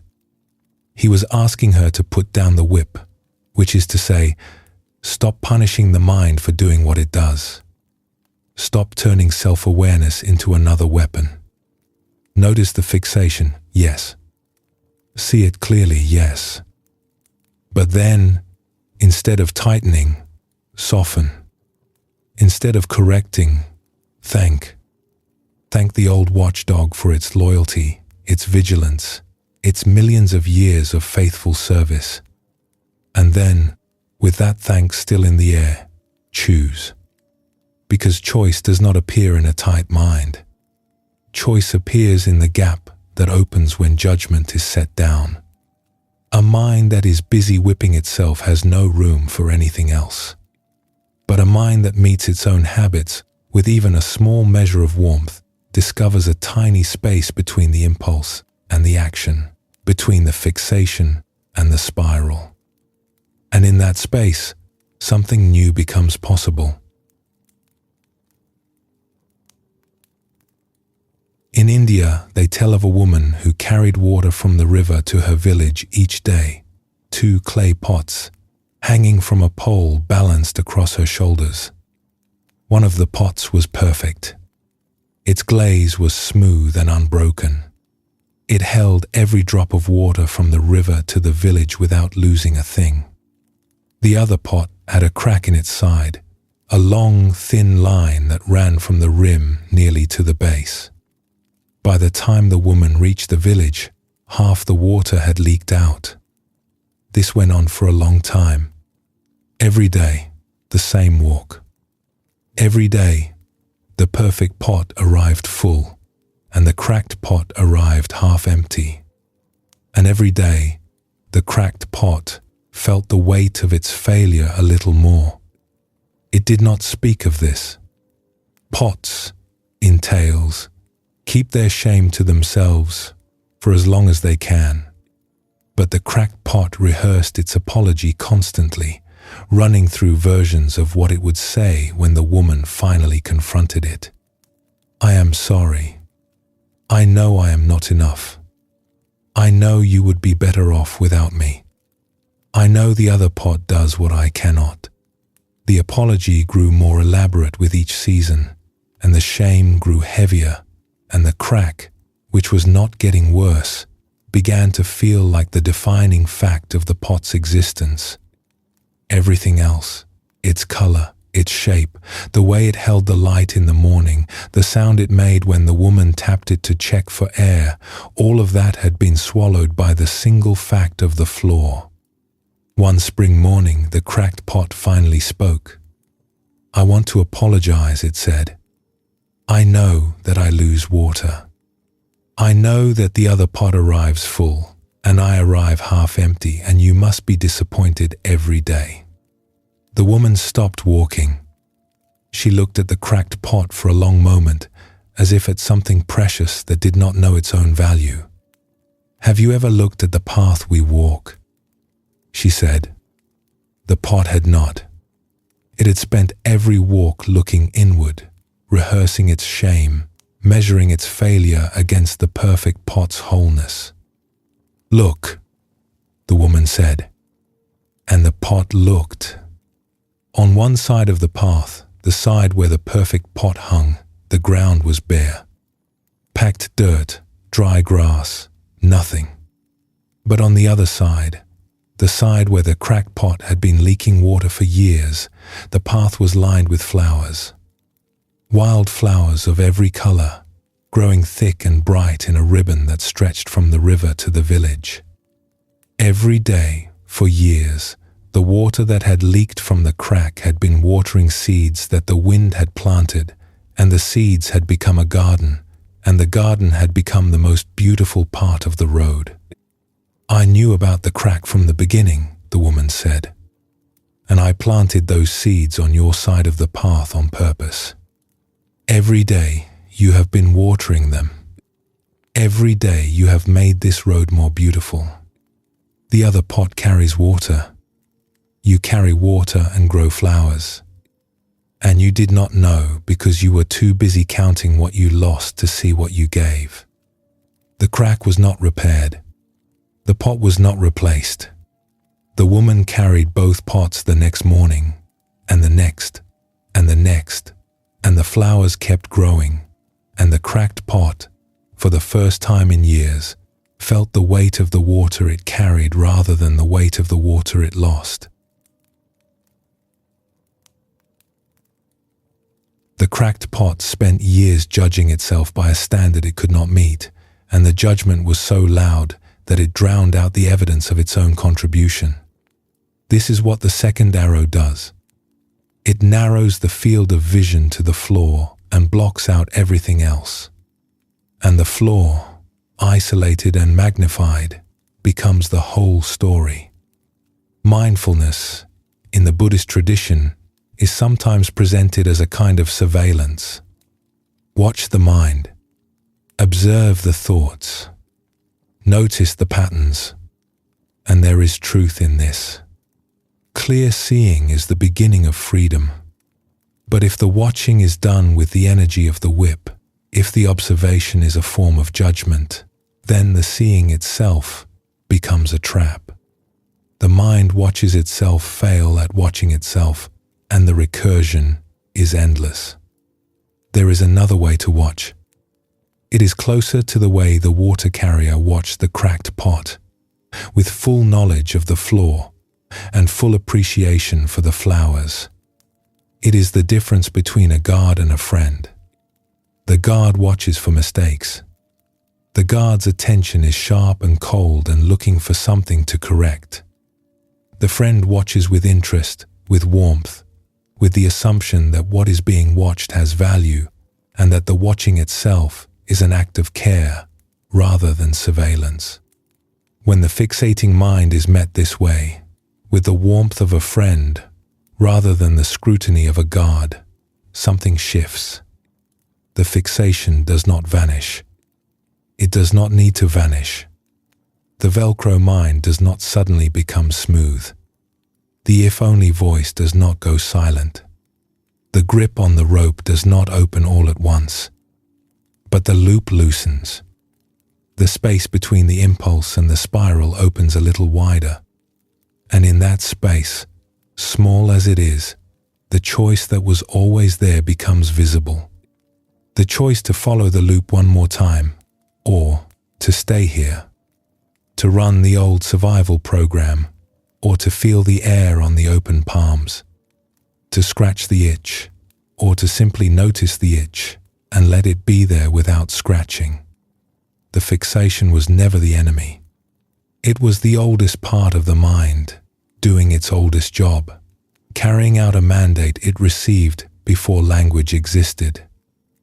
And it was waiting, without knowing it was waiting, to be met with something kinder than a whip, something that could see the crack and the flowers at the same time, and could hold both in the same gaze, and could say, "You have been trying to help. Thank you. You can rest now." Right now, there may be something the mind is holding. A small worry, a repeated thought, a loop that has been running in the background all evening, or all day, or longer. There is no need to push it away or solve it. There is no need to scold the mind for running it. Only this, if it is possible, for one breath, to let the thought be there and to offer it what the water carrier offered the cracked pot. Knowledge, warmth, the recognition that this old habit, however tiresome, has been trying to help, and that it can be thanked, and it can be here, and the flowers can grow beside it the whole time. Let that be enough for now. The evening continues when the breath says so.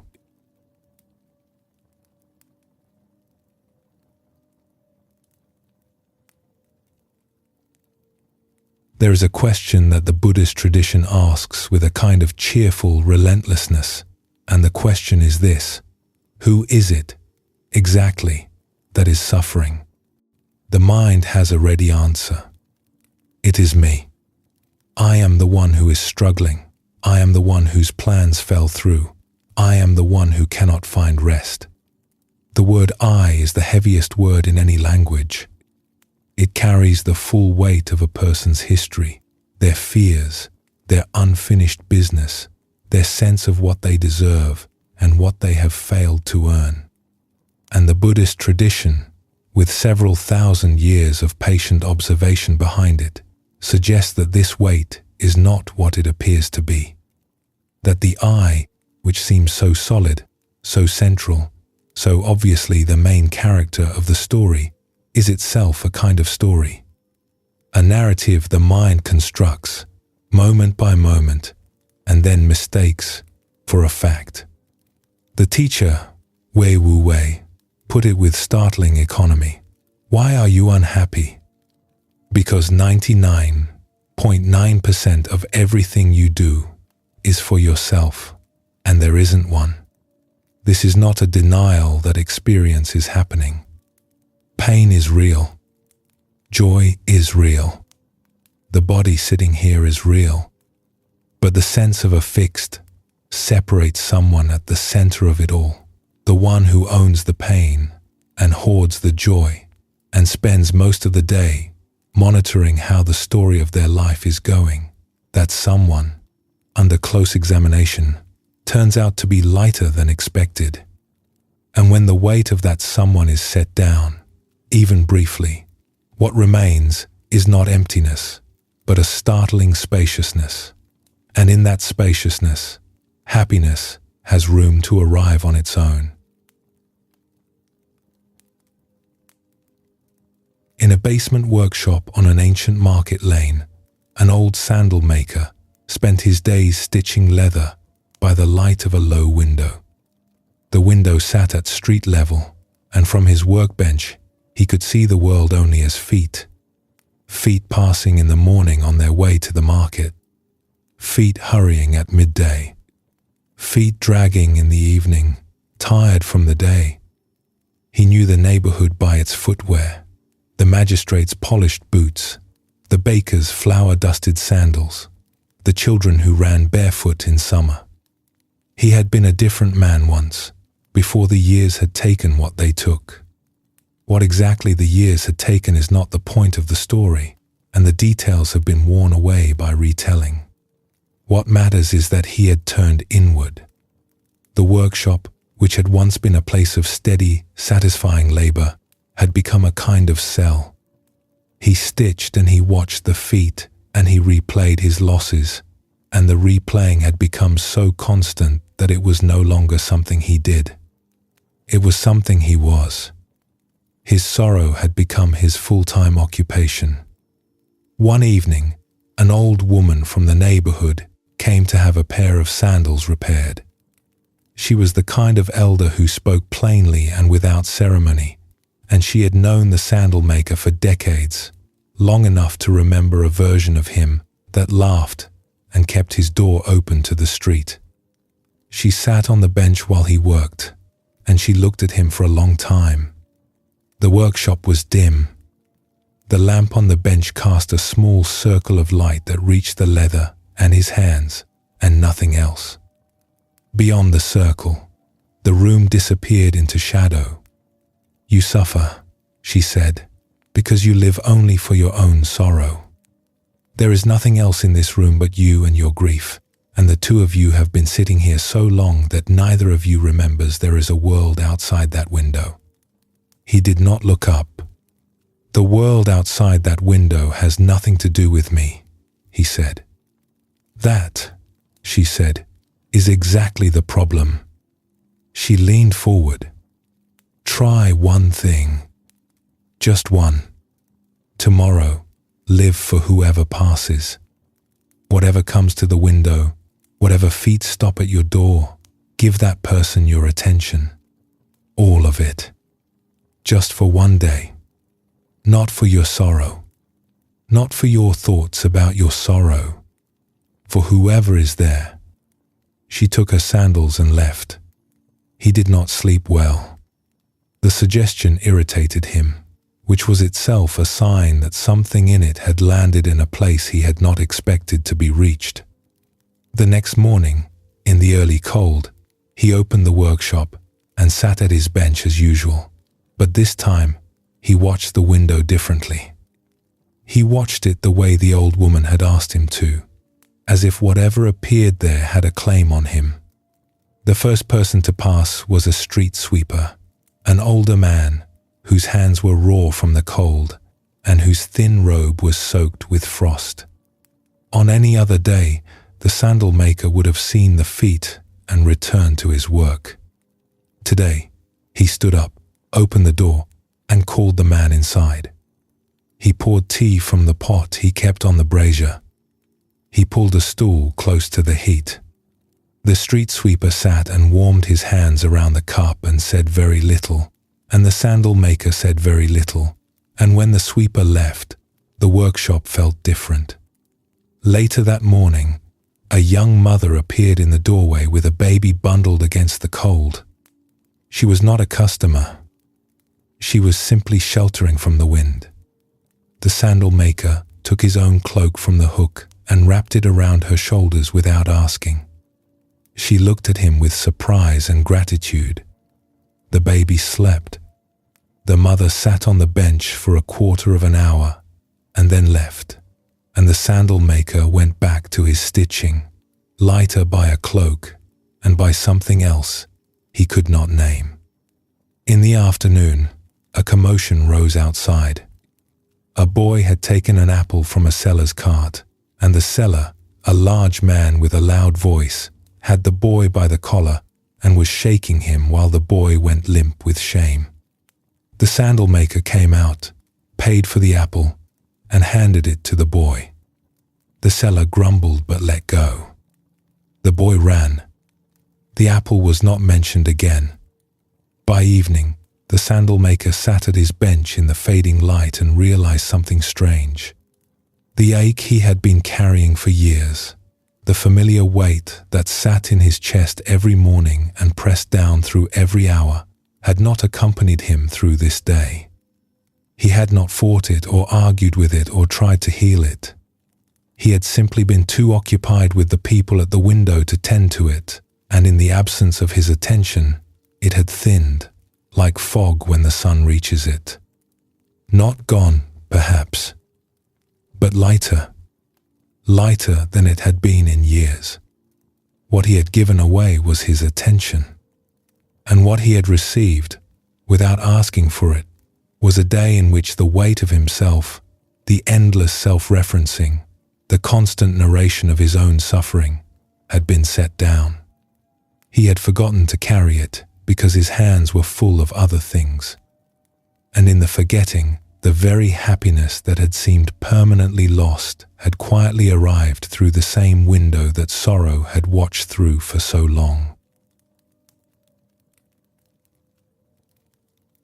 The Thai forest teacher Ajahn Jumnian, known for his warmth and infectious good humor, offered what may be the shortest teaching in the Buddhist tradition. His students would ask about the path to happiness, and he would smile and say, "Happy, happy, empty, empty." The empty in his teaching is not the emptiness of a vacant room or a life drained of feeling. It is empty the way a cup is empty when it has been poured out and is ready to receive again. It is empty of self-preoccupation, empty of the constant monitoring, the checking of the page to see what chapter of the story the self has reached, the endless accounting of what I have and what I lack, and how the world is treating me today and whether it is treating me better or worse than it treated me yesterday.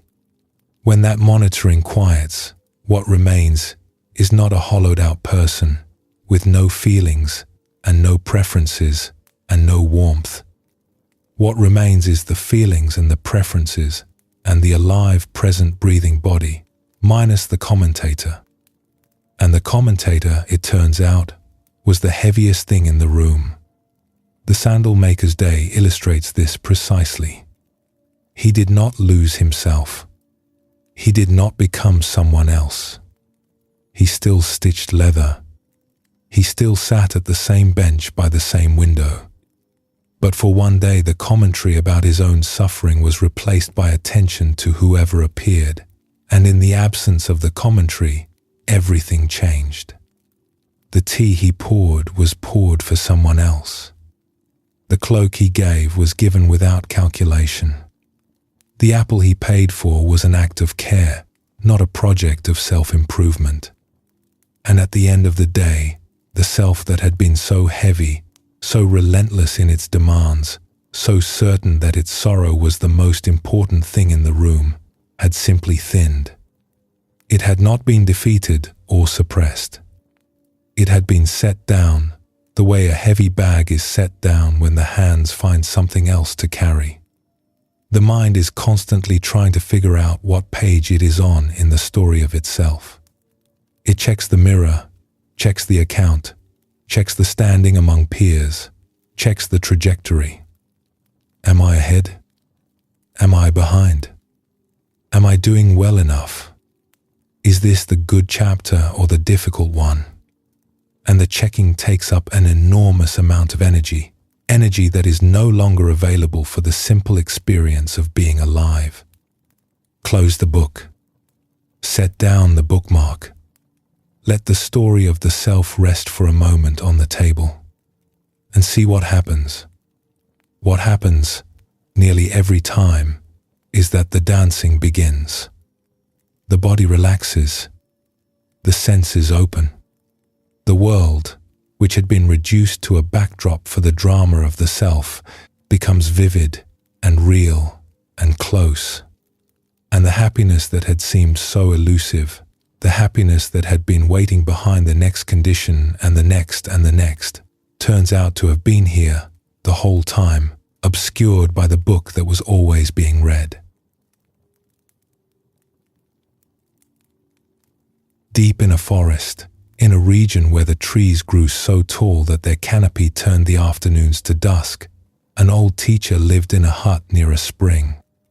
He was known for two things, his directness and his cup. The cup was nothing special. It was made of fired clay, unglazed, slightly uneven on the rim. He had been drinking from it for years. Each morning, he filled it with water from the spring, and each morning, before he drank, he held it up to the light. One autumn, a merchant visited him. The merchant was a man whose life had become crowded with fear. His health was changing. His children had grown and moved to distant towns. His years, which had once seemed to stretch ahead without limit, now had a visible horizon. And the fear of losing what he still had made it impossible for him to enjoy any of it. He drank his tea without tasting it. He watched the sunset without seeing it.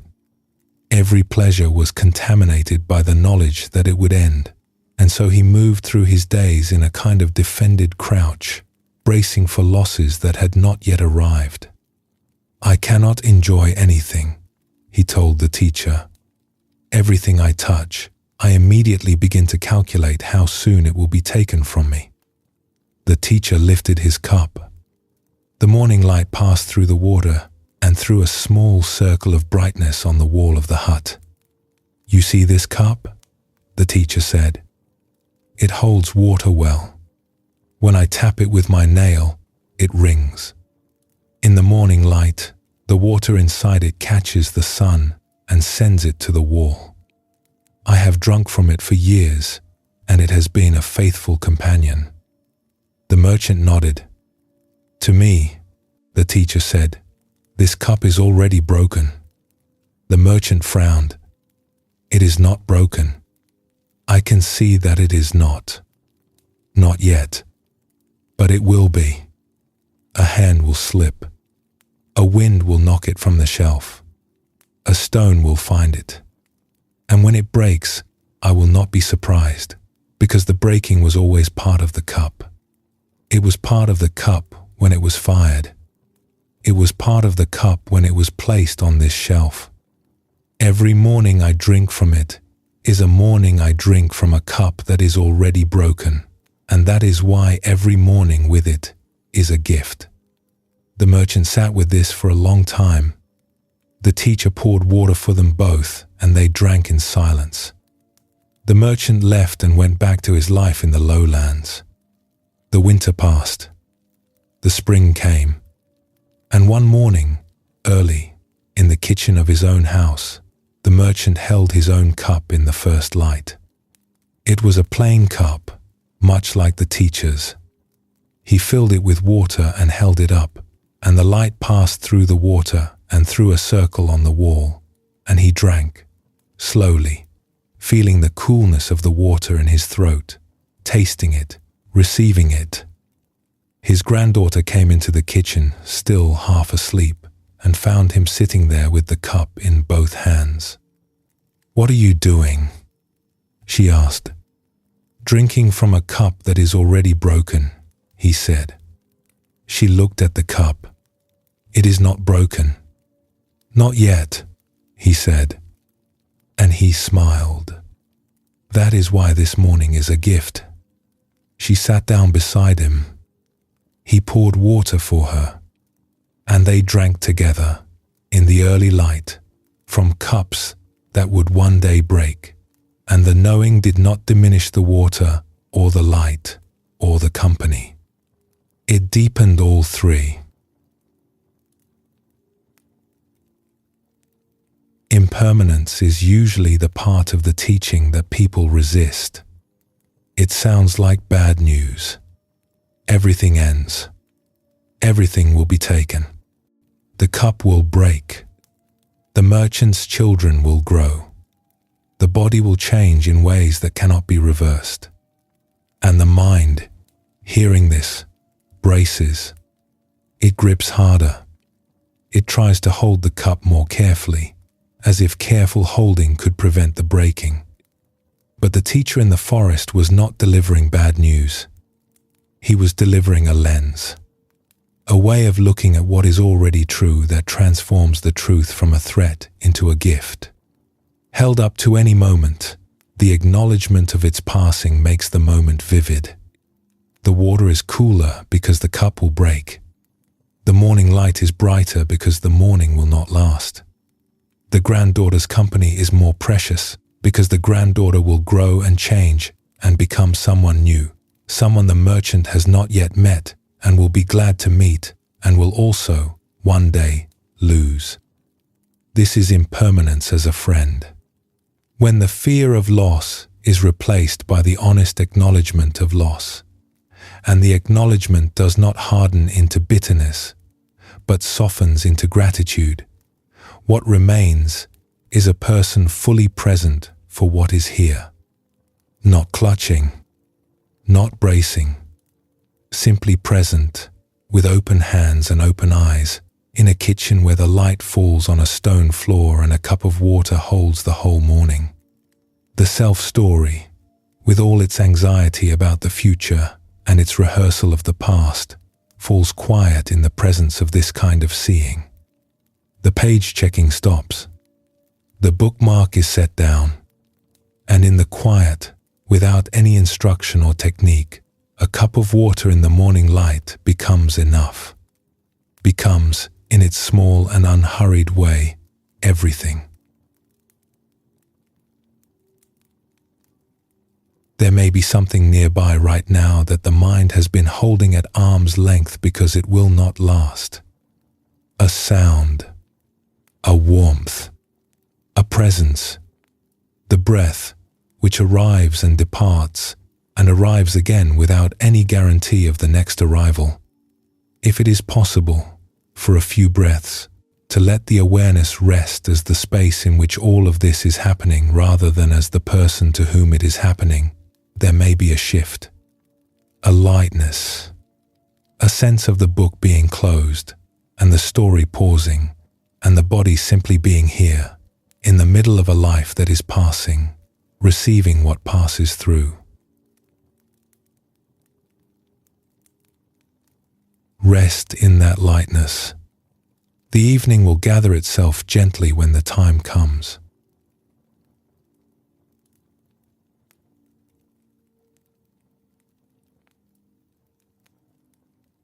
The practice of metta, or loving kindness, is one of the oldest practices in the Buddhist tradition. It is found in the earliest texts. The Buddha recommended it to monks who were afraid in the forest.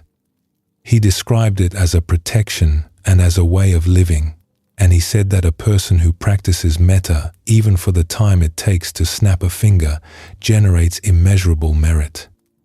But metta is not a technique for generating good feelings. At its root, it is a way of seeing. It is the practice of looking at another person and seeing, beneath the surface of their behavior and their story and their circumstances, the being who is actually there. The goodness that is present before any judgment is applied. The light that is already lit, even when the room looks dark. This kind of seeing is the deepest gift one human being can offer another, and it changes the giver as much as the one who is seen. A woman walked up a mountain path one morning to the hermitage at the top. She was a mother, and she had been a mother for a long time, and the specific weight she carried was the weight of worry about her grown daughter. Her daughter was alive and living independently, but she carried burdens of the heart, seasons of doubt, a tendency to withdraw, a heaviness that settled on her in unpredictable cycles, and that no reassurance from the outside seemed to reach. The mother had spent years responding to this the only way she knew how. She watched. She corrected. She suggested. She worried. She lay awake at night composing strategies for her daughter's improvement. She had become, without intending to, a full-time manager of another person's trouble. She came to the hermitage to ask the teacher for a blessing, something that might reach her daughter where her own words could not, something with spiritual weight behind it, a kind of transmitted light that might dissolve the difficulty from the outside. The teacher was an older woman who listened for a long time without interrupting. When the mother finished, the teacher did not offer a blessing. "Tell me who she is," the teacher said. The mother blinked. "I just told you. She struggles with doubt. She withdraws. She carries this heaviness that I cannot seem to." "I heard what she carries," the teacher said. "I am asking who she is. Behind the difficulty. Underneath it. Who is your daughter?" The mother opened her mouth and then closed it. The question had stopped something in her. For years, her daughter had been, in her inner vision, a problem to be solved, a worry to be managed, a set of symptoms to be tracked and responded to. The daughter as person had been eclipsed by the daughter as concern, and the eclipse had been so gradual that the mother had not noticed it happening. "Who is she?" the teacher asked again. The mother sat still for a long moment. Then she spoke, slowly, as if remembering something she had known long ago, and set aside. "She is curious," the mother said. "She notices things that other people walk past. A shadow on a wall. The way a bird tilts its head. She has always noticed things like that." The teacher nodded. "She is gentle with animals. Any animal. She cannot pass a stray without stopping. When she was small, she carried beetles out of the house on pieces of paper rather than let them be stepped on." "What else?" Her laughter. The mother's voice changed here, became quieter and less steady. "When she laughs, it is rare, but when it comes, it warms the whole room. It is the most generous sound. And she is funny. She has a way of seeing the absurdity in things that catches everyone off guard." The tears came. They came without build-up, without drama, like water finding a crack in a wall that has been holding for too long. The mother sat in the hermitage and wept, and what she was weeping for was not her daughter's suffering. She was weeping because she had stopped seeing her daughter. She had been looking at her for years and seeing only the trouble, just as the mind looks at a day and sees only what went wrong. The daughter, the real daughter, the curious and gentle and funny person who carried beetles on pieces of paper, had been there the whole time, visible to anyone who was willing to look past the story of the difficulty to the being underneath. The teacher let the silence hold. "This is the blessing," the teacher said, when the silence had done its work. "What you just did, that is the blessing. To see who she is, behind the story, is the most powerful thing you can offer her. It is more powerful than any light sent from a distance. It is the light. The mother went home. She did not announce a change. She did not explain what had happened at the hermitage. She simply sat down at the evening meal with her daughter and practiced the only thing the teacher had asked of her. She looked at her daughter and saw her.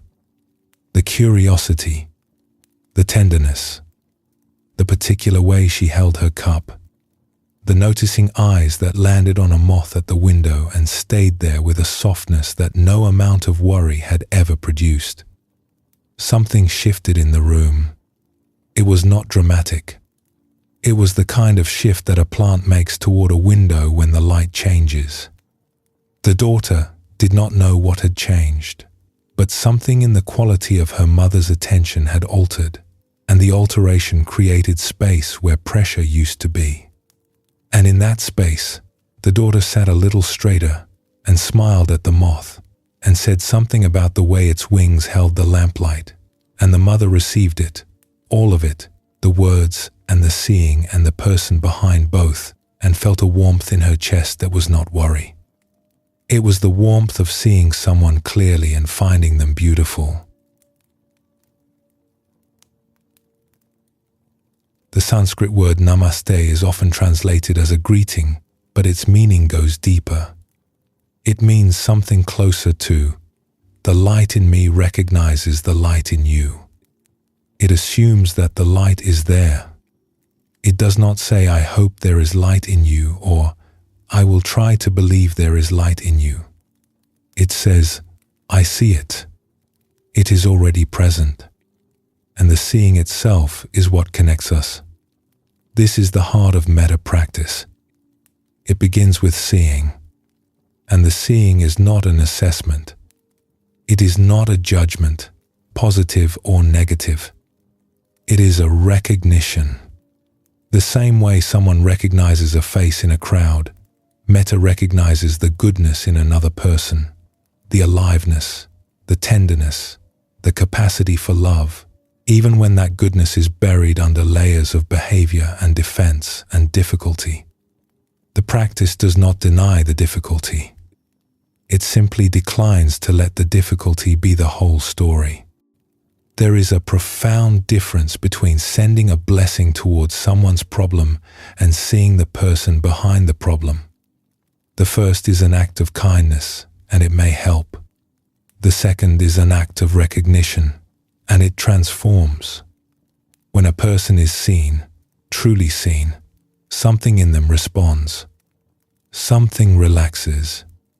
Something that had been defended comes out of hiding. And the one who does the seeing is changed too, because the act of recognizing goodness in another opens the same channel through which goodness flows in both directions. High in the mountains, at the end of a road that had not been maintained in years, an old temple stood among overgrown gardens and weathered stones. 5 monks remained. They were old and tired, and the life that had once filled the temple with chanting and incense and the sound of bells had slowly drained away. No new students came. No travelers stopped. The gardens grew wild. The meditation hall, which could hold 60, echoed when one person coughed. The abbot, the oldest of the 5, decided to seek counsel. He walked for 3 days to the hut of a wandering sage who lived at the edge of the forest, a woman known for her silence, and, when she broke it, for saying exactly one useful thing. The temple is dying, the abbot told her. We are 5 old men, with no students and no purpose. How do we save it? The sage listened. She offered him tea. She said nothing for a very long time. When he stood to leave, she walked with him to the door. And at the threshold, she said one sentence. One among you is fully awake. The abbot stopped. Who? He asked. She shook her head. She had said her one useful thing. He walked the 3 days back to the temple, carrying the sentence like a live coal in his chest. One among you is fully awake. One of the 5. But who? Could it be the monk who tended the garden, the one who never spoke but whose hands moved in the soil with a patience that seemed to come from somewhere very deep? Could it be the difficult one, the monk who argued about everything and whose stubbornness had driven the abbot to exhaustion more than once? Could it be the one who cooked, who served the same rice and vegetables each day with a steadiness that had not wavered in 30 years? Could it be the quiet one who seemed to disappear into the walls during meditation? Could it be the abbot himself? He did not tell the others what the sage had said. He did not need to. What he did, without deciding to do it, was begin to treat each of them as if any one of them might be the one. His bows, which had become automatic after years of repetition, held a moment longer. He looked at the monk he was bowing to and saw him, as if for the first time. The tea he poured at meals, he poured with both hands, as one pours for a teacher, slowly, watching the stream, aware of the cup and the hands receiving it. When the difficult monk argued about the schedule, about the chanting, about the temperature of the meditation hall, the abbot listened with a new quality of attention. Not patience, exactly. Patience implies endurance. This was something different. It was curiosity. What if this difficult, stubborn, argumentative old man were the awakened one? What would it mean to listen to him as if his objections contained something the abbot had not yet heard? The other monks noticed. They could not have said what had changed. The abbot had not announced anything. He had not given a talk or introduced a new practice. But something in the air of their shared life had shifted, imperceptibly at first, and then, unmistakably, as if a window had been opened somewhere in the house. And without knowing why, they responded. The garden monk began to bow more carefully, holding each bow as if it mattered. The cook prepared the rice with a new precision, tasting it before serving, adjusting the salt, presenting it as if someone important were eating. The quiet monk emerged from his decades of silence enough to ask a question at the evening gathering, and the question was a good one, and the asking of it changed the shape of the evening. The difficult monk, met with genuine attention for the first time in years, softened in ways that surprised everyone, himself most of all. His arguments grew less sharp. His voice found a lower register. He began to sweep the front steps in the morning, which he had never done before, and the sweeping had the quality of an offering. Travelers began to stop. They could not have said what drew them. The temple looked the same. The gardens were still wild. The buildings still needed repair. But something about the place had changed, quietly and unmistakably, and people felt it before they could name it. They came for a night and stayed for a week. Students appeared. The meditation hall began to fill. What the sage had given was not information. She had never identified the awakened one, and the abbot eventually understood that this was the entire point. The gift was a way of seeing. She had placed in his mind a single possibility, that one of the people he lived with might be extraordinary, and the possibility had changed the way he looked at all of them. And the looking had changed the place, and the place had changed the world that touched it. The one who was fully awake may have been any of them. It may have been all of them. It may have been the seeing itself. Being seen and seeing are the same medicine administered from two directions. The daughter at the dinner table, looked at with love instead of worry, sat straighter, and spoke more freely, and noticed the moth at the window, and the noticing itself was a kind of coming alive that had been suppressed under years of feeling watched for symptoms. The monks, treated as if one of them carried something sacred, became luminous in ways they had not been for years. The garden grew more carefully tended. The food improved. The silences filled with a quality of attention that visitors could feel but could not explain. And the mother and the abbot, in the act of seeing, found their own hearts softened and warmed and opened in ways that no amount of self-improvement or spiritual strategy had managed to produce. The seeing itself was the practice. The seeing itself was the reward. This is the reciprocal nature of metta. The blessing does not travel in a straight line from sender to receiver. It moves in a circle. The person who looks at another and truly sees the goodness that is there is changed by the looking. The warmth enters through the eyes and settles in the chest, and the chest becomes a source of warmth, and the warmth radiates outward and touches the next person who is seen, and the next, and the circle continues without anyone directing it, because it is self-sustaining. It runs on its own fuel. The wish, "May you be happy," arises naturally from this kind of seeing, as naturally as an exhale follows a deep breath. It does not have to be manufactured or recited or remembered. When a person looks at another and truly sees the goodness that is present, the aliveness, the tenderness, the particular way this person moves through the world, the wish comes on its own.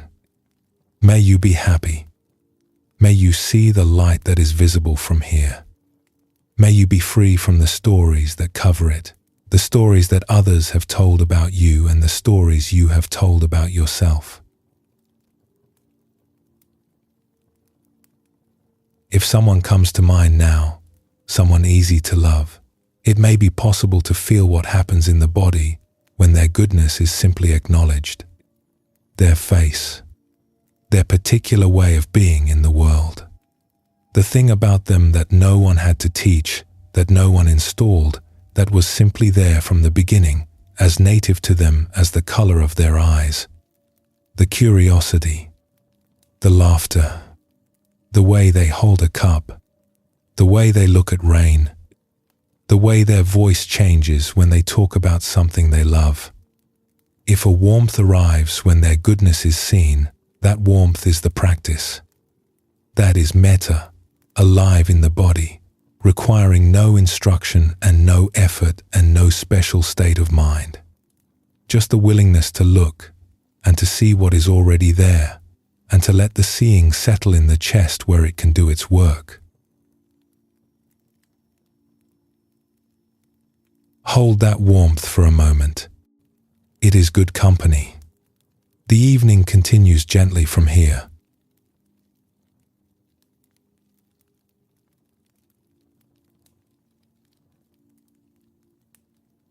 In the Buddhist understanding of liberation, freedom does not mean feeling good all the time. It means something stranger and more generous. It means that the heart has room. Room for grief. Room for joy. Room for boredom, for fear, for the ordinary flat stretches of a Tuesday afternoon. Room for the whole of experience, without needing any of it to be different and without needing any of it to leave. The Tibetan teacher Chogyam Trungpa called this the lion's roar. He described it as a deep confidence, a profound happiness that arises when a person understands that whatever happens in life, there is room in the heart and mind for it. This is not the confidence of someone who has conquered difficulty. It is the confidence of someone who has stopped requiring that difficulty stay away. And the happiness that comes with it is unlike the happiness of getting what one wants. It is the happiness of no longer needing to sort experience into wanted and unwanted. It is the happiness of a sky that does not argue with its own weather.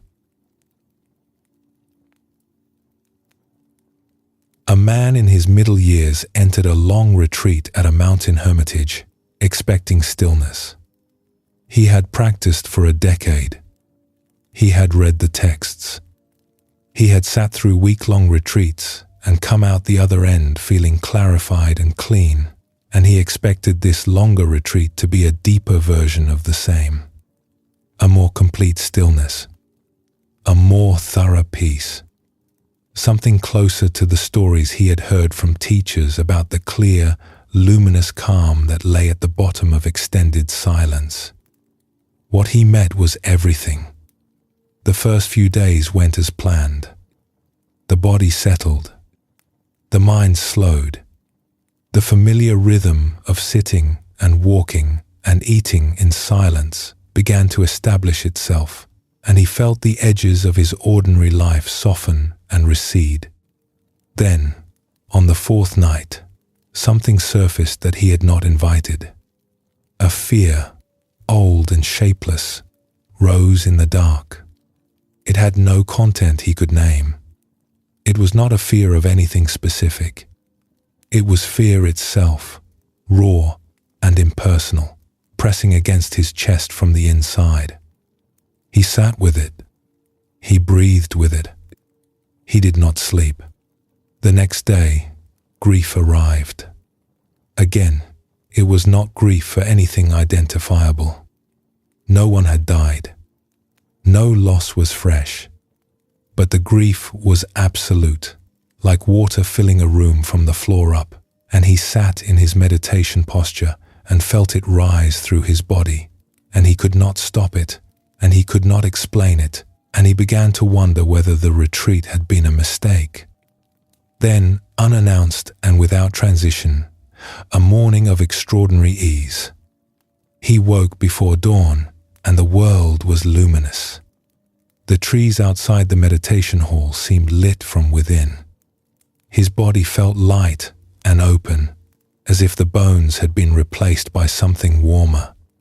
His mind was spacious, unhurried, profoundly clear, like a lake that has been still long enough for the mud to settle and the bottom to become visible.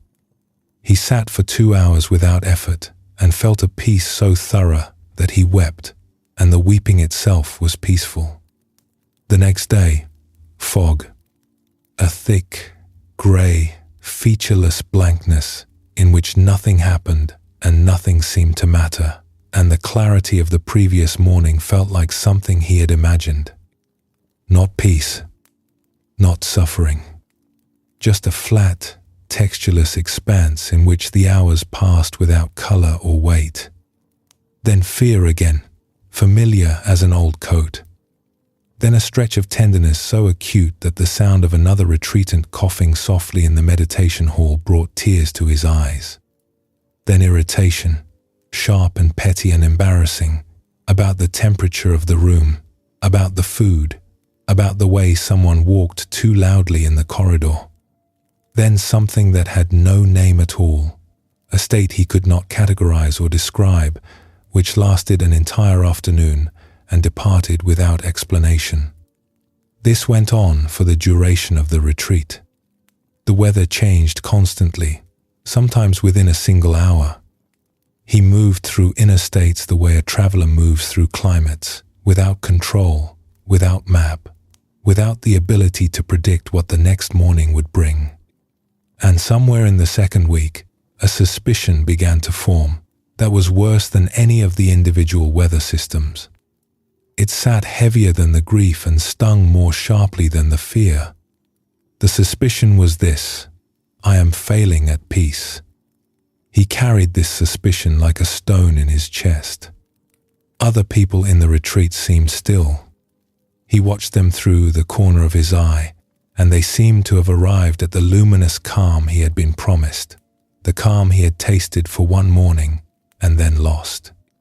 And he was here, in the middle of a weather system he could not predict or manage, alternating between grief and clarity and fear and boredom and tenderness and irritation with no pattern he could identify, and the only conclusion his mind could draw was that he was doing it wrong, that the weather itself was evidence of failure, that a person who had practiced for 10 years should be beyond this kind of turbulence.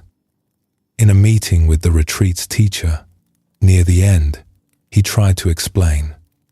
"I have not found peace," he said. "I have found everything but peace. Every day is different. Every hour is different. I feel like I have failed." The teacher, an older man who had been sitting retreats for 40 years, listened with the kind of attention that does not hurry toward an answer. "What did you find?" the teacher asked. The man listed the weathers, the fear, the grief, the luminous mornings, the flat afternoons, the tenderness, the irritation, all of it, he said, unpredictable. All of it, he said, not what he came for. The teacher nodded. "And when you were in the fear," the teacher said, "were you present for it?" "I was." "And when you were in the grief?" "Completely." "And the luminous mornings?" "Yes." "And the flat afternoons?" "I was there for those too." "Then you were present for everything," the teacher said. The man sat with this. "I think I understand now," he said, slowly, as if the words were arriving one at a time. "The joy is in getting real." The teacher bowed. The joy is in getting real. 4 words that dismantle the belief that peace means permanent good weather. The man on the retreat had expected peace to feel a certain way, luminous, clear, still, like the one morning of ease extended indefinitely. He had imagined that the long retreat would produce a sustained version of that single good morning, and that anything else was a detour or a failure. What he discovered, through days and weeks of honest presence, was that the freedom was not in the weather. The freedom was in the room the weather moved through. When fear arose, and he was fully present for it, without resistance, and without the second arrow of judging himself for feeling afraid, there was no argument with reality. The fear was there. He was there. And the being, there was itself a kind of peace, because it had no conflict in it. When grief arose, and he did not run, there was sorrow, but no suffering about the sorrow. When joy arrived, he did not clutch at it or panic about its departure. He was there for all of it, and the being there, the realness of his attention, the willingness to meet whatever arrived without demanding it be different, was itself the joy he had been seeking. This is what the tradition means by choiceless presence. It is the awareness that does not choose between the fear and the ease, does not prefer the luminous morning to the flat afternoon, does not rank the inner weathers from best to worst, and then try to produce the best ones and eliminate the worst. It simply holds.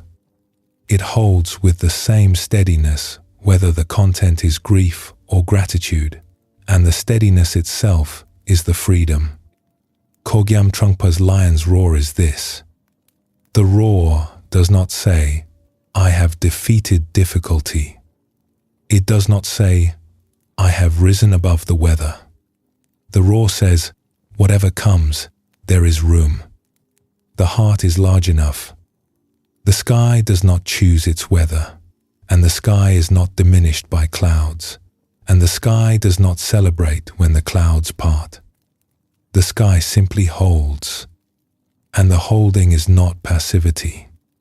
It is the most active thing in the world because it requires the full presence of everything the heart has. This is different from indifference. Indifference does not feel. The lion's roar feels everything. The man on the retreat was not detached. He was more present than he had ever been. The fear was fully felt. The grief was fully felt. The tenderness was real enough to bring tears. But none of it closed the heart. None of it reduced the room. Each weather system passed through a space that was larger than any single storm, and the space itself was unharmed. The Zen master Hakuin lived at the edge of a village, in a small temple that he had tended for many years. He was respected. The villagers brought him food. They came to him with questions and left with the particular kind of quiet that comes from sitting in the presence of someone who is not in a hurry. Then, one season, the life of a young woman in the village became complicated, and under pressure from her family, she named Hakuin as the cause of her trouble. The family came to him in anger. The village followed. Overnight, the man who had been honored became an outcast. The food stopped coming. The visits stopped. The quiet respect that had surrounded him for decades was replaced by turned backs and cold eyes. "Is that so?" Hakuin said. The family placed a child in his care, an infant they insisted was his responsibility. He accepted without argument. He held the child against his chest and walked through the village to buy milk, past the neighbors who had brought him rice for 20 years and now crossed the street to avoid him, past the market sellers who turned their faces away, past the temple steps where he used to sit in the evening and where no one now wanted to be seen with him. He fed the child. He washed the child's cloth wrappings in the stream behind the temple and hung them to dry on the fence. He sang to the child at night, in a low voice that the empty rooms of the temple carried outward into the courtyard, and the singing drifted across the lane into the village where people heard it and did not know what to make of it. A disgraced man singing lullabies in the dark. This went on through winter and into spring. Hakuin's robes grew thin. His meals grew smaller because the villagers who had once left food at his door now left nothing, and he lived on what he could find and what the temple garden, neglected and sparse, still produced. The child grew. It learned to grip his finger. It made sounds in the morning that sounded like conversation. And Hakuin, throughout all of it, throughout the cold nights and the turned backs and the hunger and the slow erosion of everything he had built across a lifetime of practice, remained himself. He did not argue. He did not defend himself. He did not compose explanations in his mind or rehearse the speech he would give when the truth came out. He felt the loss of his good name, fully and honestly. He felt the sting of being misjudged by people he had served for years. He felt the loneliness of the empty temple, and none of it closed his heart. He held the child with the same tenderness he had held his practice, and the tenderness did not falter, because it had never been dependent on what the village thought of him. It was dependent on nothing at all. In the spring, the truth came out. The young woman, freed from whatever pressure had bent her, told her family what had actually happened. Hakuin had no part in it. The village came to him with apologies and honors, carrying food and flowers, and the particular embarrassment of people who have been wrong in a loud and public way. They took the child from his arms. "Is that so?" Hakuin said, and he let the child go with the same open hands that had received it. The praise did not inflate him. The return of his reputation did not fill a gap, because no gap had opened. He had been the same man through the entire arc. The accusation, the isolation, the care of a child that was not his, and the vindication. Each weather system had passed through him, and he had felt each one, and none of them had changed the size of the room. What Hakuin demonstrated is that freedom has nothing to do with the quality of the weather. His season of disgrace was hard. It was cold and lonely and unjust, and it lasted long enough to test everything he had ever practiced. And his season of restoration was warm and gratifying. But neither one owned him. He moved through both the way the ferryman moved through the gorge, present, feeling, responding, and never closed. This is the lion's roar in a life. The confidence that the heart can hold praise and blame, loss and return, grief and relief, without shrinking and without inflating. The confidence that none of these things are the final word, and that the weather, however fierce, is always passing through a space that is larger than any single storm. The man on the retreat feared that his turbulent inner weather meant he was failing. Hakuin's outer weather was far worse: disgrace, poverty, false accusation, and he did not fail either. Both discovered the same thing: the weather is real, and the sky is larger. And the happiness that comes with this confidence is unlike any happiness that depends on conditions, because it has already been tested by the worst conditions, and it survived. It survived because it was never located in the conditions.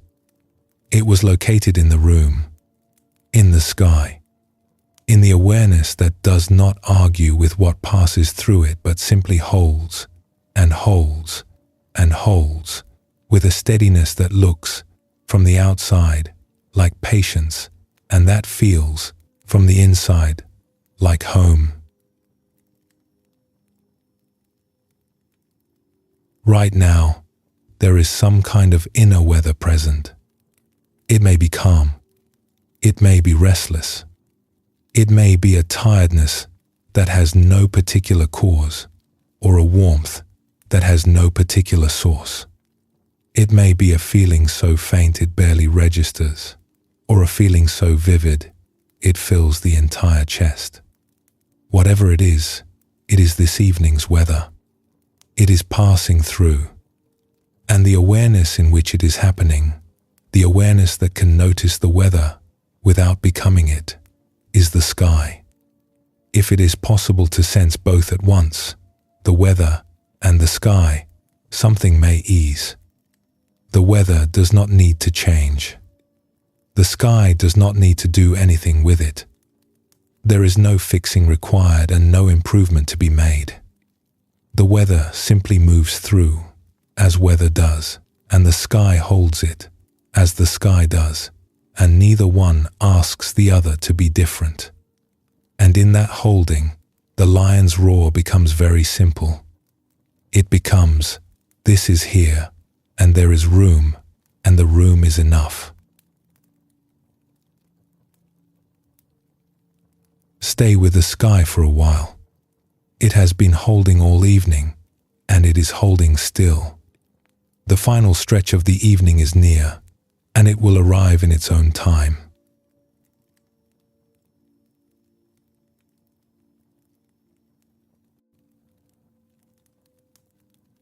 The Buddhist tradition has a phrase for what happens at the end of a long search.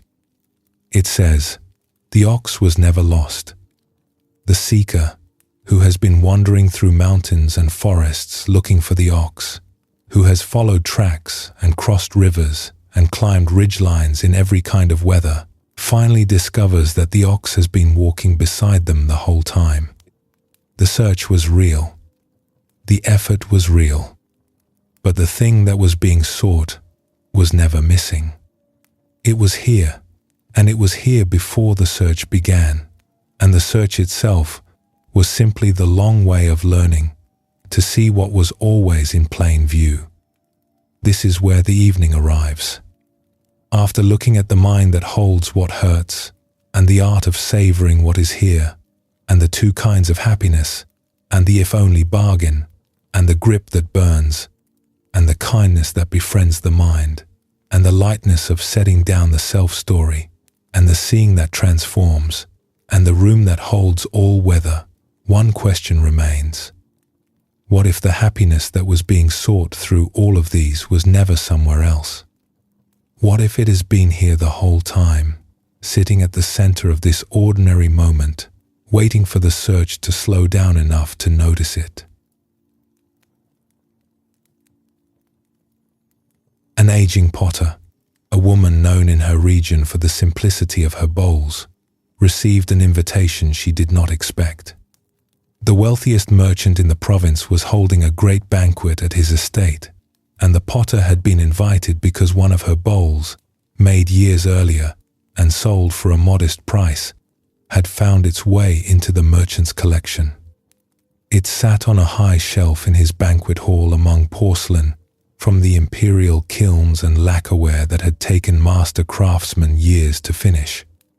How the bowl had arrived there, by what chain of hands and transactions, she could not guess.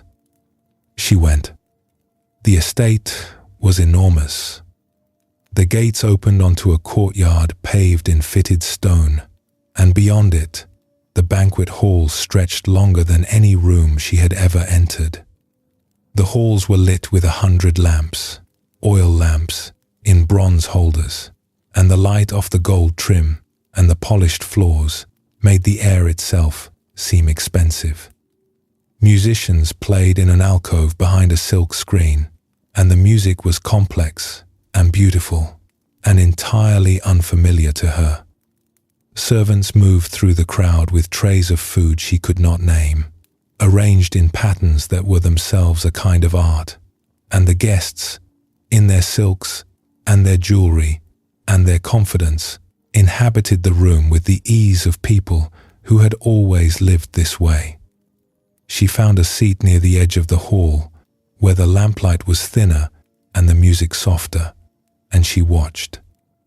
The merchant, their host, sat at the head of a long table, surrounded by people who laughed at the right moments and nodded at the right moments and drank wine from cups that caught the lamplight and threw it back in colors. He looked comfortable. He looked like a man who had the world arranged exactly as he wanted it. A man beside her, a dealer in fine goods, who smelled of sandalwood and self-assurance, leaned over during the second course.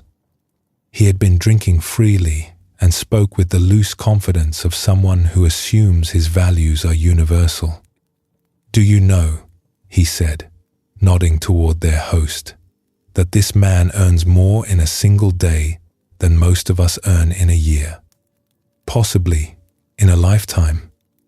Everything in this room, every lamp, every plate, every thread of the tapestries, he could replace tomorrow without noticing the expense." The potter looked across the hall. She could see her bowl on the high shelf. It was small and plain among the finery, unglazed, slightly lopsided at the rim, made of river clay and fired in her backyard kiln. The lamplight touched it the same way it touched the porcelain and the lacquer, without preference. "He has everything," the dealer said, with a kind of wondering envy. The potter watched the lamplight on her bowl for a long moment. "He has everything," she agreed. "But there is one thing this house cannot hold." The dealer raised his eyebrows. "I know that I have enough," she said. The dealer looked at her, confused, as if she had said something in a language he did not speak. She did not elaborate. She finished her meal, thanked her host, and left. The road home was long, and she walked every step of it under the stars. The night was clear and cold. The stars were the same stars that shone over the merchant's estate, and over her workshop, and over every person alive, offered freely and without invoice. Her feet knew the road without the help of the lamps she had left behind, and each step felt like the step of a person who is going home and knows exactly where home is. When she reached her own doorway, the lamp she had left burning in the window threw a small circle of light onto the path. She stood for a moment at the threshold, Her workshop was inside, and her wheel, and the river clay in its covered bucket, and the bowls drying on the shelf that she had built with her own hands. Tomorrow, she would make more bowls. They would be simple and slightly lopsided, and made of the same clay the river provided every spring. And they would be enough. They had always been enough.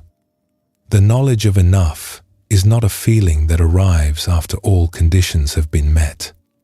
It is a recognition that arrives in the middle of conditions, any conditions, and says, "This is sufficient."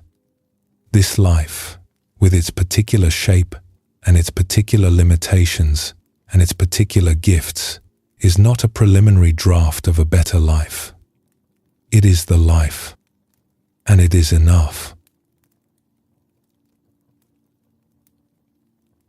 The word sukha, which appeared earlier in this evening, points to this.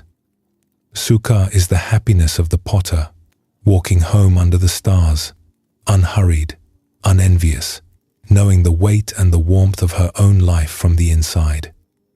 It does not depend on the 100 lamps. It does not depend on the porcelain or the music or the merchant's approval. It is present in a small lit doorway and a bucket of river clay, and the knowledge that tomorrow's work is waiting and that tomorrow's work is enough. There is a contemplative movement that many traditions describe in different words, and it goes like this. When a longing arises, instead of following it forward toward the thing it seems to want, trace it backward. Follow it inward. Feel the longing itself, its texture, its location in the body, its particular ache, and then ask, what is the longing actually for? The stonecutter longed for power, but beneath the power, he longed for rest. The archer longed for the gold, but beneath the gold, she longed for the wholeness she felt when she shot for nothing. The merchant by the river longed for accomplishment, but beneath the accomplishment, he longed for the afternoon he already had. Every if only, traced back far enough, arrives at the same place, a longing to feel at home, to feel at rest, to feel sufficient. And that feeling, when traced back to its source, is found not in the future, where the if-only mind insists it lives, but here, in this body, in this breath, in this room, wherever this room is, with its particular light and its particular silence. It has been here the whole time, underneath the longing, waiting to be recognized the way the ox was waiting to be recognized, patiently, beside the seeker who was looking everywhere else. The potter knew this. She knew it in her body, in her hands, in the particular satisfaction of shaping clay into a form that would hold water and catch the light. The knowing was not something she had achieved through effort. It was something she had stopped obscuring through striving. She had simply declined the invitation to want more, and in the declining, what was already sufficient became visible. The evening began with a question about happiness, and the question turned out to be simpler than expected. The mind that holds what hurts was seen, and in the seeing, it loosened its grip. The art of savoring opened the hand. The carnival in the heart revealed that celebration lives inside, not outside. The if-only bargain was named, and named gently, and set down. The rope was held with open hands. The fixating mind was met as a friend. The self-story was closed, and in the closing, something lighter appeared. The goodness in another was seen, and the seeing was its own reward. The weather of the heart was given room. And at the end, a bowl was washed in warm water, and the light fell on a stone floor, and nothing was missing. The happiness that needs nothing has been here the whole time. It was here before the first word of this evening, and it will be here after the last. It does not depend on understanding it. It does not depend on remembering what was said. It depends on nothing at all, which is what makes it trustworthy. May you be happy. May you feel at home in your own life. May the goodness that has always been here become visible in this breath and in the next, and in the ordinary morning that follows. There is nothing left to do. The body can rest. The mind can rest. The search for tonight is over, and what it was searching for is already here, quietly present, asking nothing. Sleep well, and thank you for joining us here at Midnight Monk.